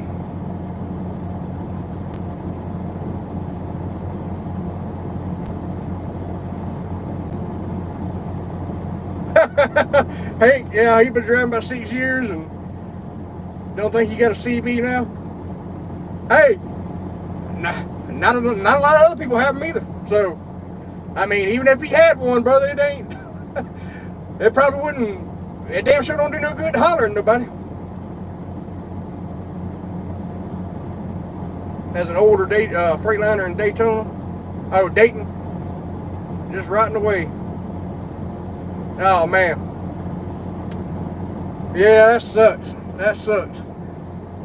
All the Freightliners I've seen, like the classics, have been sitting in scrap yards somewhere or done been laid over and the whole damn side taken off of it, you know. All that, man, that sucks. Yeah, tried to tell him. Yeah. Yeah, rely on Google Maps. Yeah, showing red. Oh man, yeah. Oh man, that don't make no damn sense. Those old bag phones my dad had. My dad used to have a bag phone. He had it for 1 month. He made one phone call on it, and that bill was almost $800, and he gave it right back to him. But yeah, those old bag phones didn't have Google Maps and all that shit. Y'all remember the old bag phones that they come out with back years ago? Man. Or the phone booths. Y'all remember the phone booths at the truck stops? Smoking, man. You open the door in one of them and it's like a damn smoke cloud of cigarette smoke just hits you right in the face.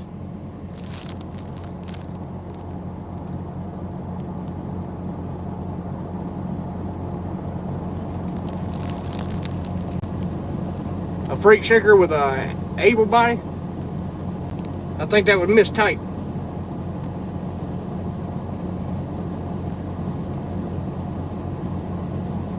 But yeah, I remember my dad used to he used to have to stop every morning and at a truck stop and go in the little phone booth and call the office, let them know where they was. And man, that was something.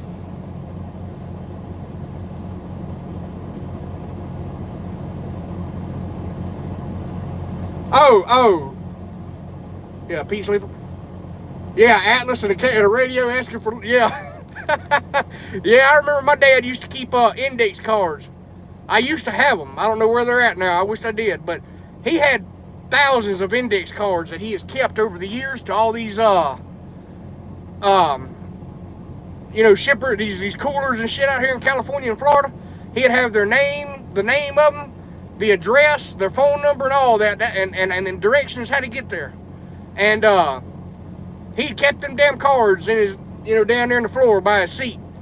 And every time he'd go somewhere, he'd look at one of them cards, and usually he'd have the name of the place and the address and directions wrote down on that card, and that was his GPS. Oh yeah, a freight shaker with a Pete Sleeper. Yeah, my dad drove one of them too. It was a white one for the same company that he drove the Classic for. That man, he bought them trucks with the Pete Sleepers, but he didn't have them long. He wound up, my dad had his for about 4, 5, 6 months, and he swapped all them in and got the Classics. And well, come to find out, the reason why he bought them Freightliner Classics is because he'd get a better resale on them, because he didn't tell nobody. Dobbins Trucking out of Melvin, Alabama, they didn't tell nobody, but they was fixing to close the doors. So the drivers that was home never did leave back out. And the ones in the Northwest or out here in California, when they called in, they said, hey, this is y'all's last trip. So when y'all get in, y'all clean your truck out. Y'all got to find something else to do. We closing the doors up. So they didn't give them no time. They bought all them them nice Freightliner Classics, and so they have better resale value on them,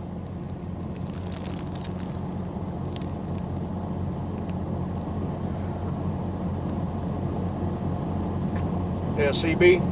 Yeah, I used a notebook. Yeah. Yep.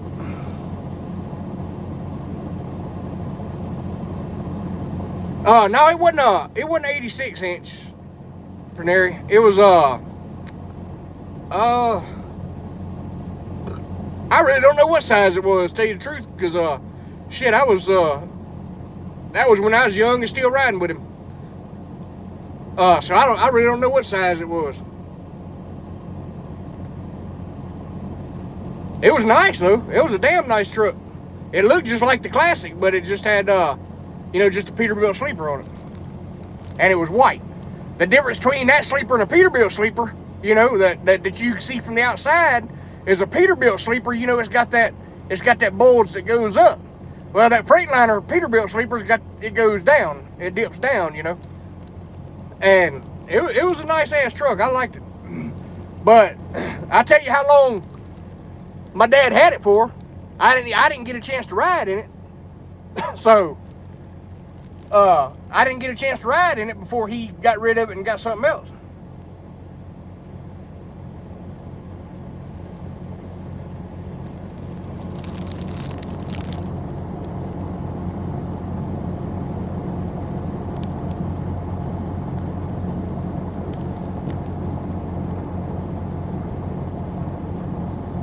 Yeah, back in the 90s. Yeah, Jersey. Yeah. Man, that's every company I go to work for. I tell them, I tell them I'll go anywhere they want me to. But I'm not going to New York City and I'm not going to New Jersey. I told them that, I don't know, man. I don't think it's worth going into New Jersey and New York City for any damn pay, because you got so much shit, traffic and all that. You got to damn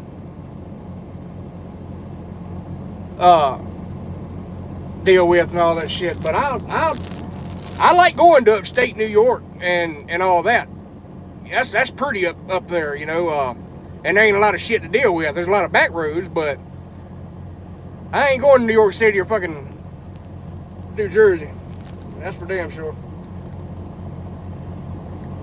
Had that thing for a couple hours. Yeah, sound about right. I was actually in school at the time. It was during the school year, so yeah, he didn't have it long. Because if I'd had any time off, I'd have been in that truck. I didn't even have time to skip school to go with him. So yeah, don't send you to the east. Yeah, I won't go to New Jersey, New York. I'll go some of the northeast. Like I said, I'll go to New York City. Hell no, fuck, not New York City. I'll go to New York State, upstate New York. But I ain't going to New York City or New Jersey. Yeah. Quit before you go up there. Hell yeah. Look, they send me to New Jersey or New York City, I'll drop it off at a damn drop lot somewhere. Pick up an empty and haul ass, or I'll bobtail. I don't give a shit.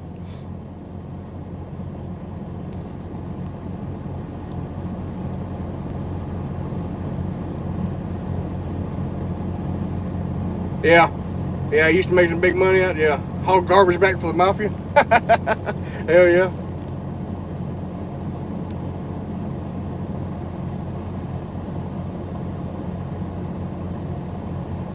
Yeah, it's starting to get like that for me too, man. I done got to where I don't care to go to the Northeast at all anymore. It's just, back when I was younger, I didn't give a shit. Send me anywhere you want to. I just wanted to drive. But nowadays, man, if I ain't getting frustrated, I'm getting frustrated. Every damn thing frustrates me. I just, for the most part, especially due to traffic, anywhere. I get behind the car out and around the house at a damn stop sign out in the middle of nowhere. Ain't nobody out there but me and him. I'm blowing the horn. Go the fuck on, man. Mash that damn gas.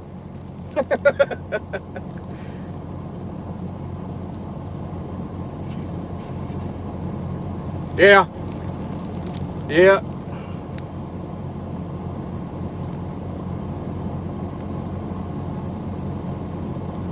Oh, 3 years? Okay. Well, that ain't bad.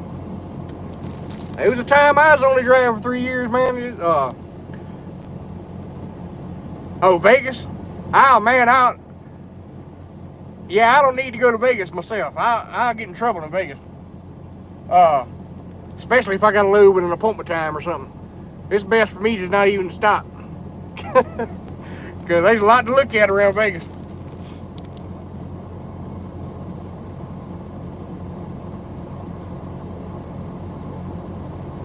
Yeah. Yeah, Hank, you paid them for sure, brother. Paid them for sure. Man. About the only place I like running nowadays is, I'll run some in the Midwest, but I'll go to the Northwest, and I'll come out here to California and shit. And the reason why I like those two places is because of my dad and cousin, and my cousins and all. You know, when I was growing up, that's the only places my dad run. He'd run West Coast and he'd run Northwest. Both with chickens out and produce coming back. I mean, that's all he ever ran. So that's all I've ever liked to run. A lot of people get on me, you know, because I like coming to California. What the hell you like going to California for? Blah, blah, blah, this, that, and the other. Well, man, that's where I spent most of my childhood at. I got more time out here and in the Northwest and on these interstates than I got at home. You know? You know what I mean?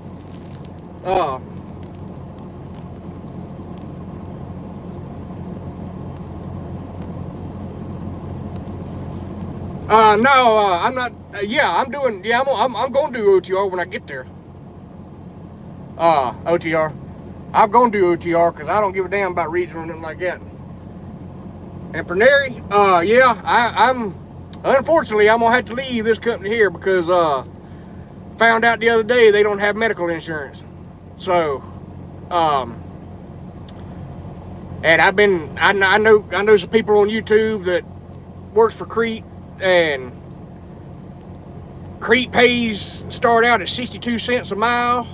They got medical insurance and all that starts immediately. Soon as you become hired on, it starts. And all that. When I come to work for this company here, I thought, I guess I misunderstood them in orientation when they was talking about the insurance. They was only talking about vision and dental. They don't have medical insurance. And I thought they did. That's what I've been waiting on. But they don't have medical insurance here, so I got to do something else. At least for a while anyway. So yeah, I'm gonna go try Creed out. And just because of their medical insurance and all that starting as soon as you hire on, and the 62 cents a mile starting pay. So, you know, that's the reason right there, man. I hate it, but you know, gotta do what I gotta do, man. I gotta get my damn stomach shit seen about. Going to do no Creed, going to Creed.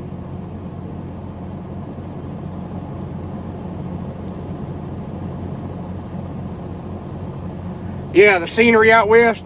Yeah, man, I love it too.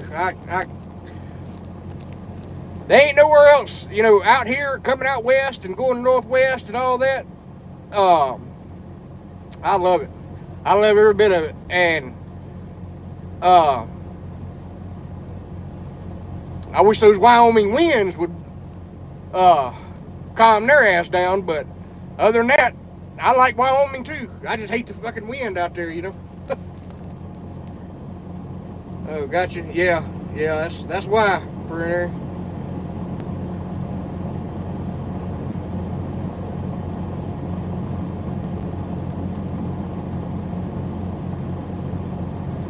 Oh yeah, Trelo. Yeah. I don't know much about them. Like I said, if I seen their trucks, I would know who they was. But just seeing the name, I don't know who they are. I know it's like faces with me. I know a lot of companies by their trucks, and I can tell you what company they are. But there's a lot of them out there. If I just see somebody write the name down, I don't know who the hell they're talking about. You know what I mean? But you show me the truck, either side of the truck, and I could probably tell you who the hell they are. They used to be some old companies back in the day. One of them I loved. Man, they had orange long nose Peterbilt 379s. I can't remember where they was from, but my dad had some buddies that worked for them. They was called Tie-Gator. Tie-Gator. I don't know. I can't remember where they was from, but I know my dad had some buddies and they all used to run together out here, and they had some badass 379s.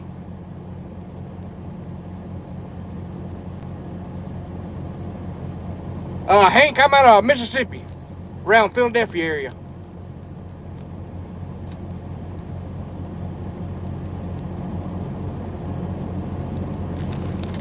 But yeah, Tie-Gator had some badass trucks, man. And them some guns would haul ass. There used to be another company that had Freightliner Classics called Hawkins Trucking. I think they was out of Alabama. But them damn trucks would haul that. All them old trucks back in the day, man, them companies, they was wide open. You know? There's a company in Forest, Mississippi, not far from the house, that just closed down not long ago. Called Leach. Leach. And they had some badass damn trucks back in the day. But that was one of them companies that would fucking set your appointment times out in California and make your ass run one day and one night to get out there.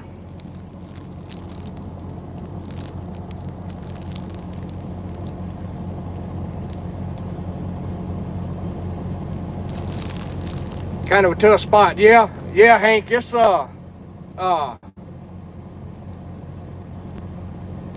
it's kind of a tough spot when you're trying to find work and stuff like that. Need to quit playing around with your CDL and get your restriction removed. What restriction you got, Pernary? Yeah, Hurricane has good looking trucks, but yeah, it is a shit company. They have good looking trucks because they don't pay their drivers shit. People go to work for them just for the damn trucks. They don't go to work to make no money.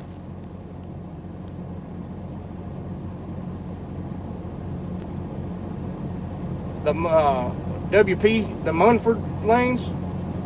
I might remember if you tell me a little bit about it. Because I might have forgot.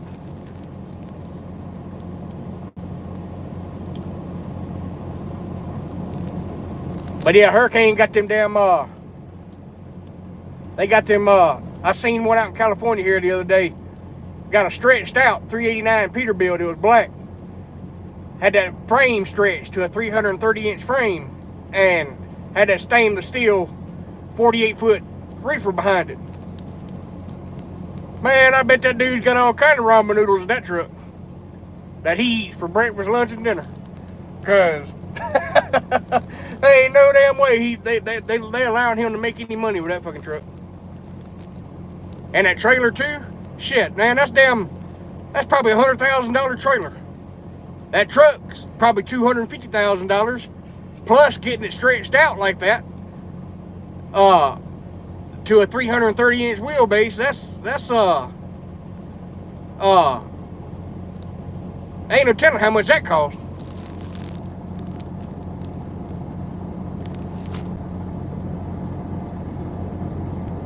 Because if you gonna stretch a frame out to a 330, you gonna pay some money for that. And it's got to be well done too, because it's but yeah.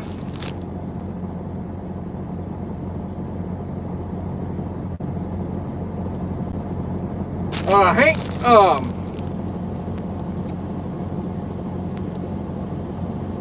damn, I don't even know my email address for this account.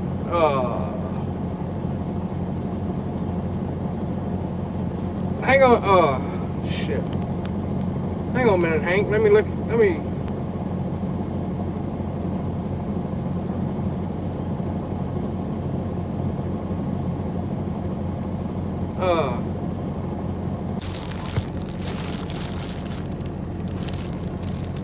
Hey, y'all, can y'all still hear me? Let me know if y'all can still hear me. Let me know if y'all can still hear me. My damn phone died. I had my damn, I didn't have my charger hooked up to the damn thing.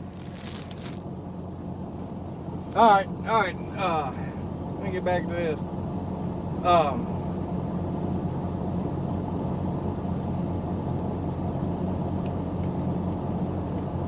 Oh, you got the auto restriction on your license? Oh, that ain't, just find you somebody with a truck,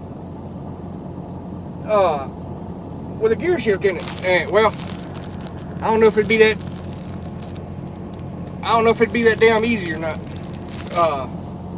The way they got the laws and shit and all that now.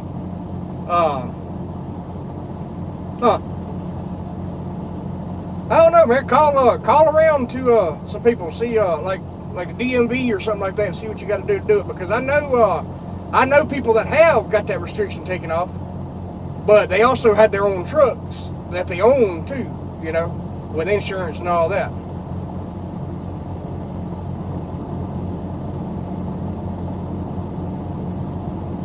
Messed up my live stream asking for the email. No, Hank, no, my phone went dead. And I had to plug it back up. And when it come back on, the live was actually still going. It just gave me a message saying it was interrupted. So I just had to start it back up.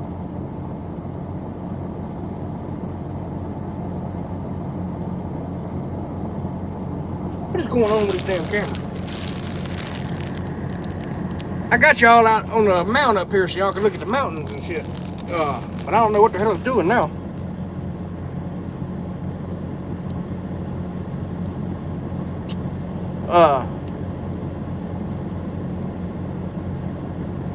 I'm trying to get that damn glass, that damn crack out of the way. Y'all see this crack? That damn crack happened overnight because it's so hot out here outside the truck, and then I had the air conditioner wide open in the truck, and I guess it just cracked it. Oh, I see one on the passenger side doing too. But I called the office about it, and they said that they should be looking for a place to get it fixed for me.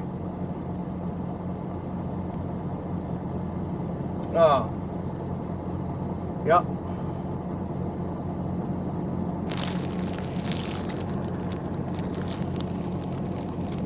Now I had to grab my phone, and now it's got the camera fucked up.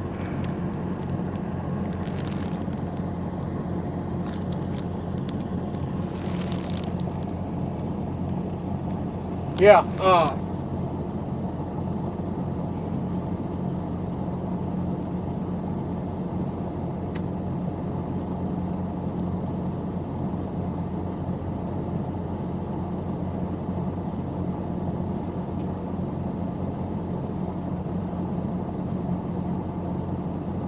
oh, you had to keep, you got a paper copy for 14 days? Yeah.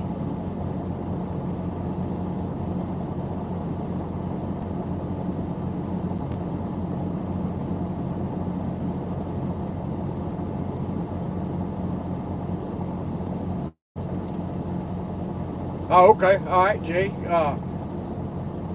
Jay went up to Missouri. He got his.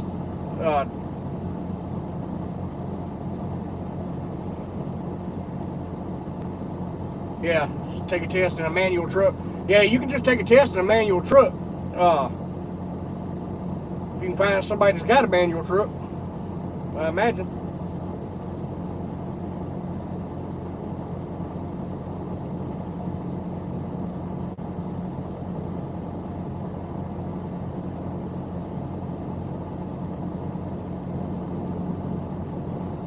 Yeah, I'll look that up, WP. I'll damn sure look it up. Circus wagons. Were they the ones that had the damn all the different color stripes on them? Kind of making like a horseshoe thing, or am I thinking about somebody else? The whole damn truck from the front to the back. It started out like around the cab, around the door windows, and made one kind of half horseshoe, and then the rest of them followed, but they was all different colors. All different color stripes. Am I thinking about that one?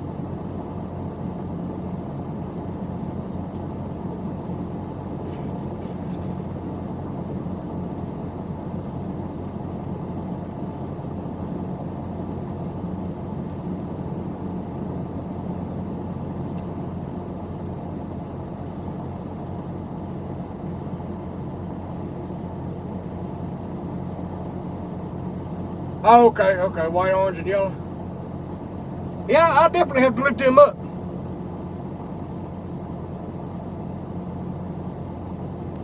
I'm sure I've seen them before over the years, just don't remember them. But if I see them, I'll remember for sure.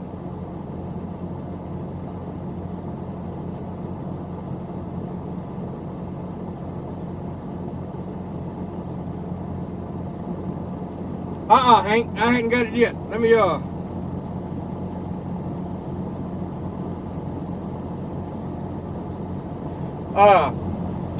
like I said, Hank, leave me a comment on my next video that I'm gonna upload tomorrow, and I'll try to find that email today and put it in the comment for you, because I don't know where to find out where what it is today. I went to my actual email and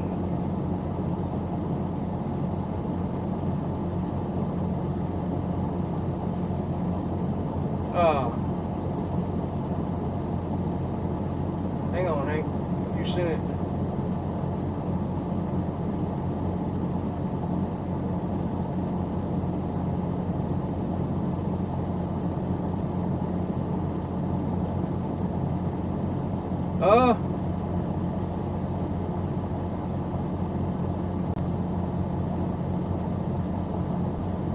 I don't see it on my end, Hank. How far? Where'd you send it at?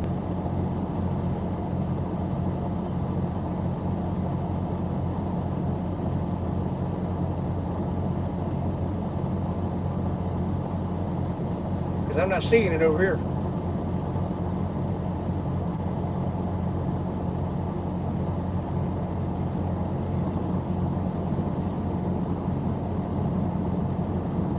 It might show it, Hank. It might show it on your end, but it might not be sending in the live chat here because of that personal information thing. I don't know. It may not be showing up in the live.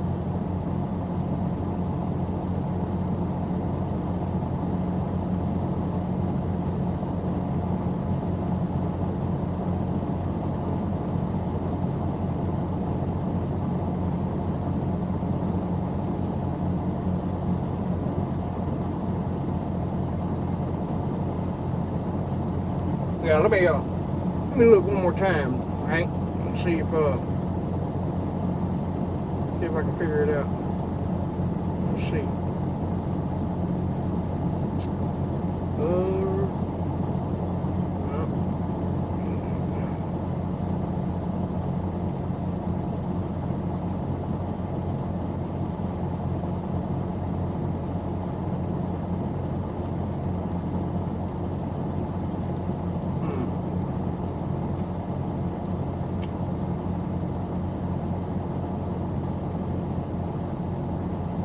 Yeah, it don't, let me see, I'm looking, Hank, hang on a minute. It's got to be in here somewhere.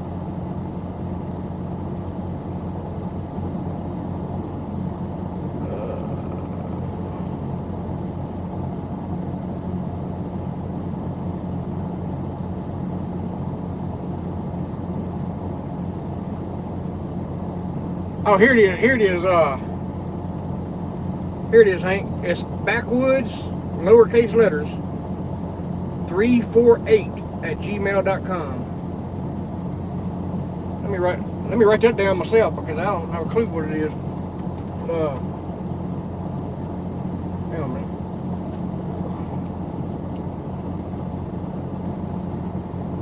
And all the pens I got in here, I would grab one that don't damn work.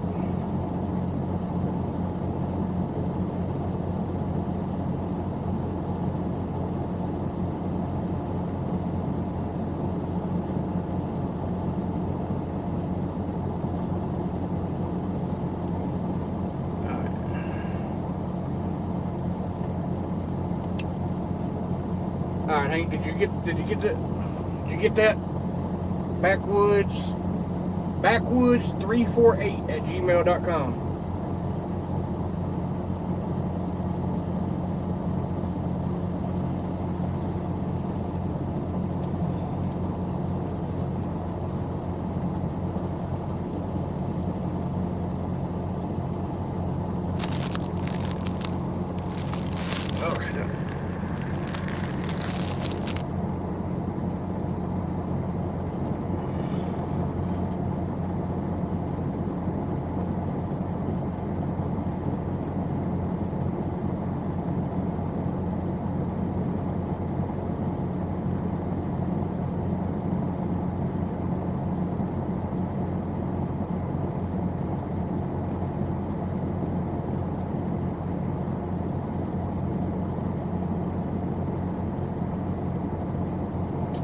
Yeah, I'm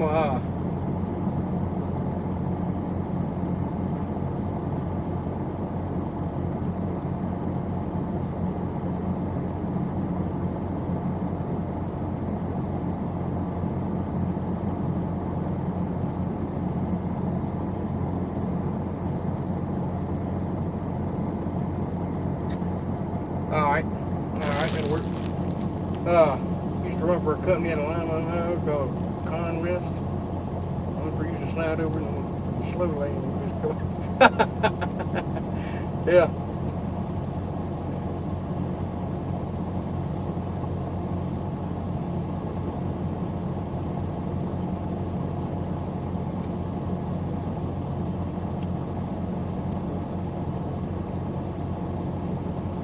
Road 80 across PA. Yeah. I never got to go up there as a kid much. Up in the Northeast. My dad didn't ever run up that way. They only thing they ever done was run out to California or Northwest with chickens and produce back to Florida or something like that. He didn't. The companies he worked for didn't ever go up that way. So I never got to see the Northeast until after I was grown. So. Hell, I didn't ever go to the Northeast till, well, matter of fact, when I was with Prime, that's the first time I ever been to the Northeast up in that part of the country, really. I just never have, never really cared to go up there, I don't guess. Or either didn't work for a company that went up there.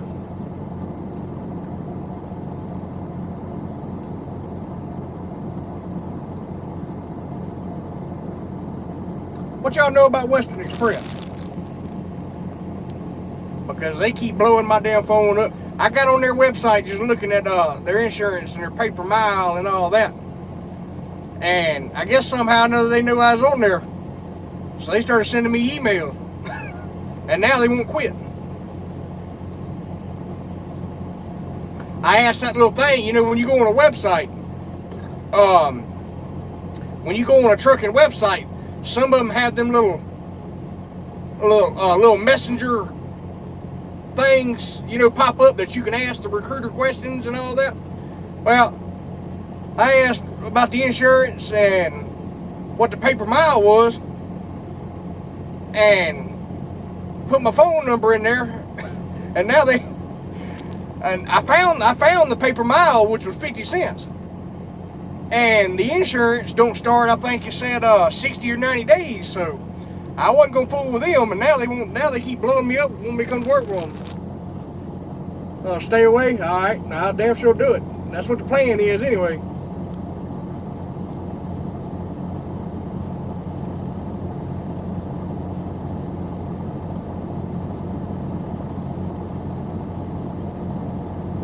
Yeah, jammers, yeah.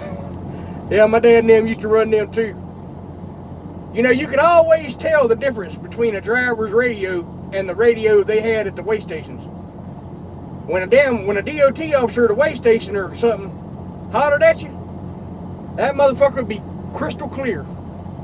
You wouldn't be able to hear nothing but them talking. And that's how you could always tell it was a damn DOT officer hollering at you. Because my dad and about 4 or 5 of his buddies one night got together, and they just wasn't going to stop at the scales.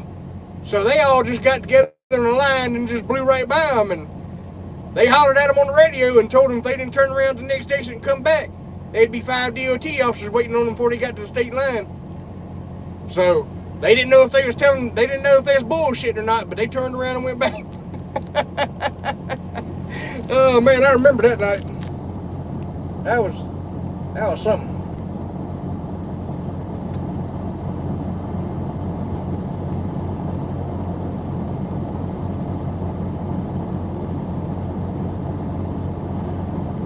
Hell yeah, Hank. Yeah, man. A lot of outlawing going on back in the day, boy. You can't get a driver to do shit out here now. They all too damn scared. That and too many drivers get together to do anything nowadays, they'll end up calling the damn military after you.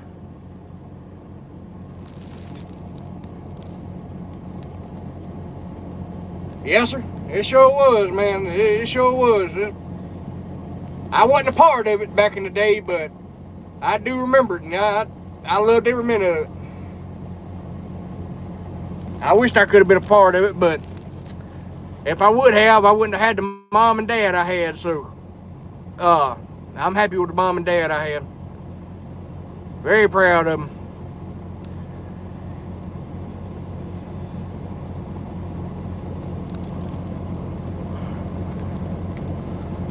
Mom raised us right while Dad was gone, and Dad gave me or helped me learn a career that I ain't so sure I'd do over again. No, I'll just fucking around. I ain't had no bad time out here. I've had fun.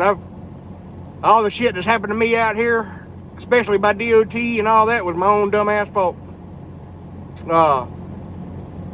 You know, a lot of shit out here I brought on myself, especially back in my younger days. Man, I'd get out here and cut them chicken lights off in the middle of the night and run past the scales like it was still in the old days.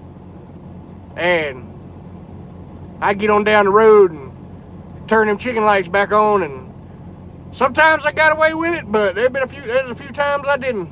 Because they was sitting down there watching me when I turned them back on, man, and I got DOT'd, put out of service, all kind of shit, man. Back in my earlier years, I tried to run like everybody did back in the day, and it just didn't work out.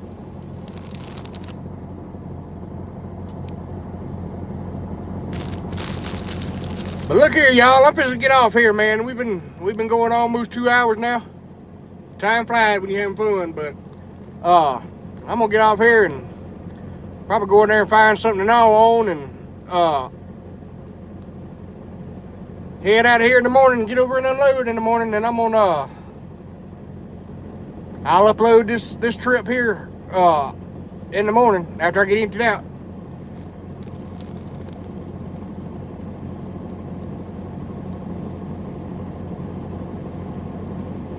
Yeah, Tennessee is y'all are full of tree cutters up there and log trucks. Well, that's the same way in Mississippi. We got everywhere you look is a damn log truck or something.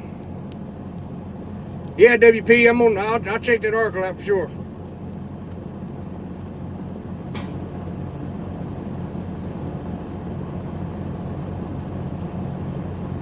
Yeah, they love messing with your clock out here for sure. Because everything you do with them's got to be on duty.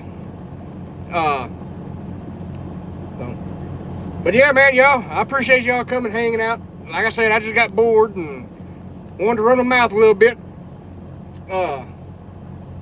Yeah, Hank, do that for sure. But y'all take it easy, man, and we'll see y'all next time.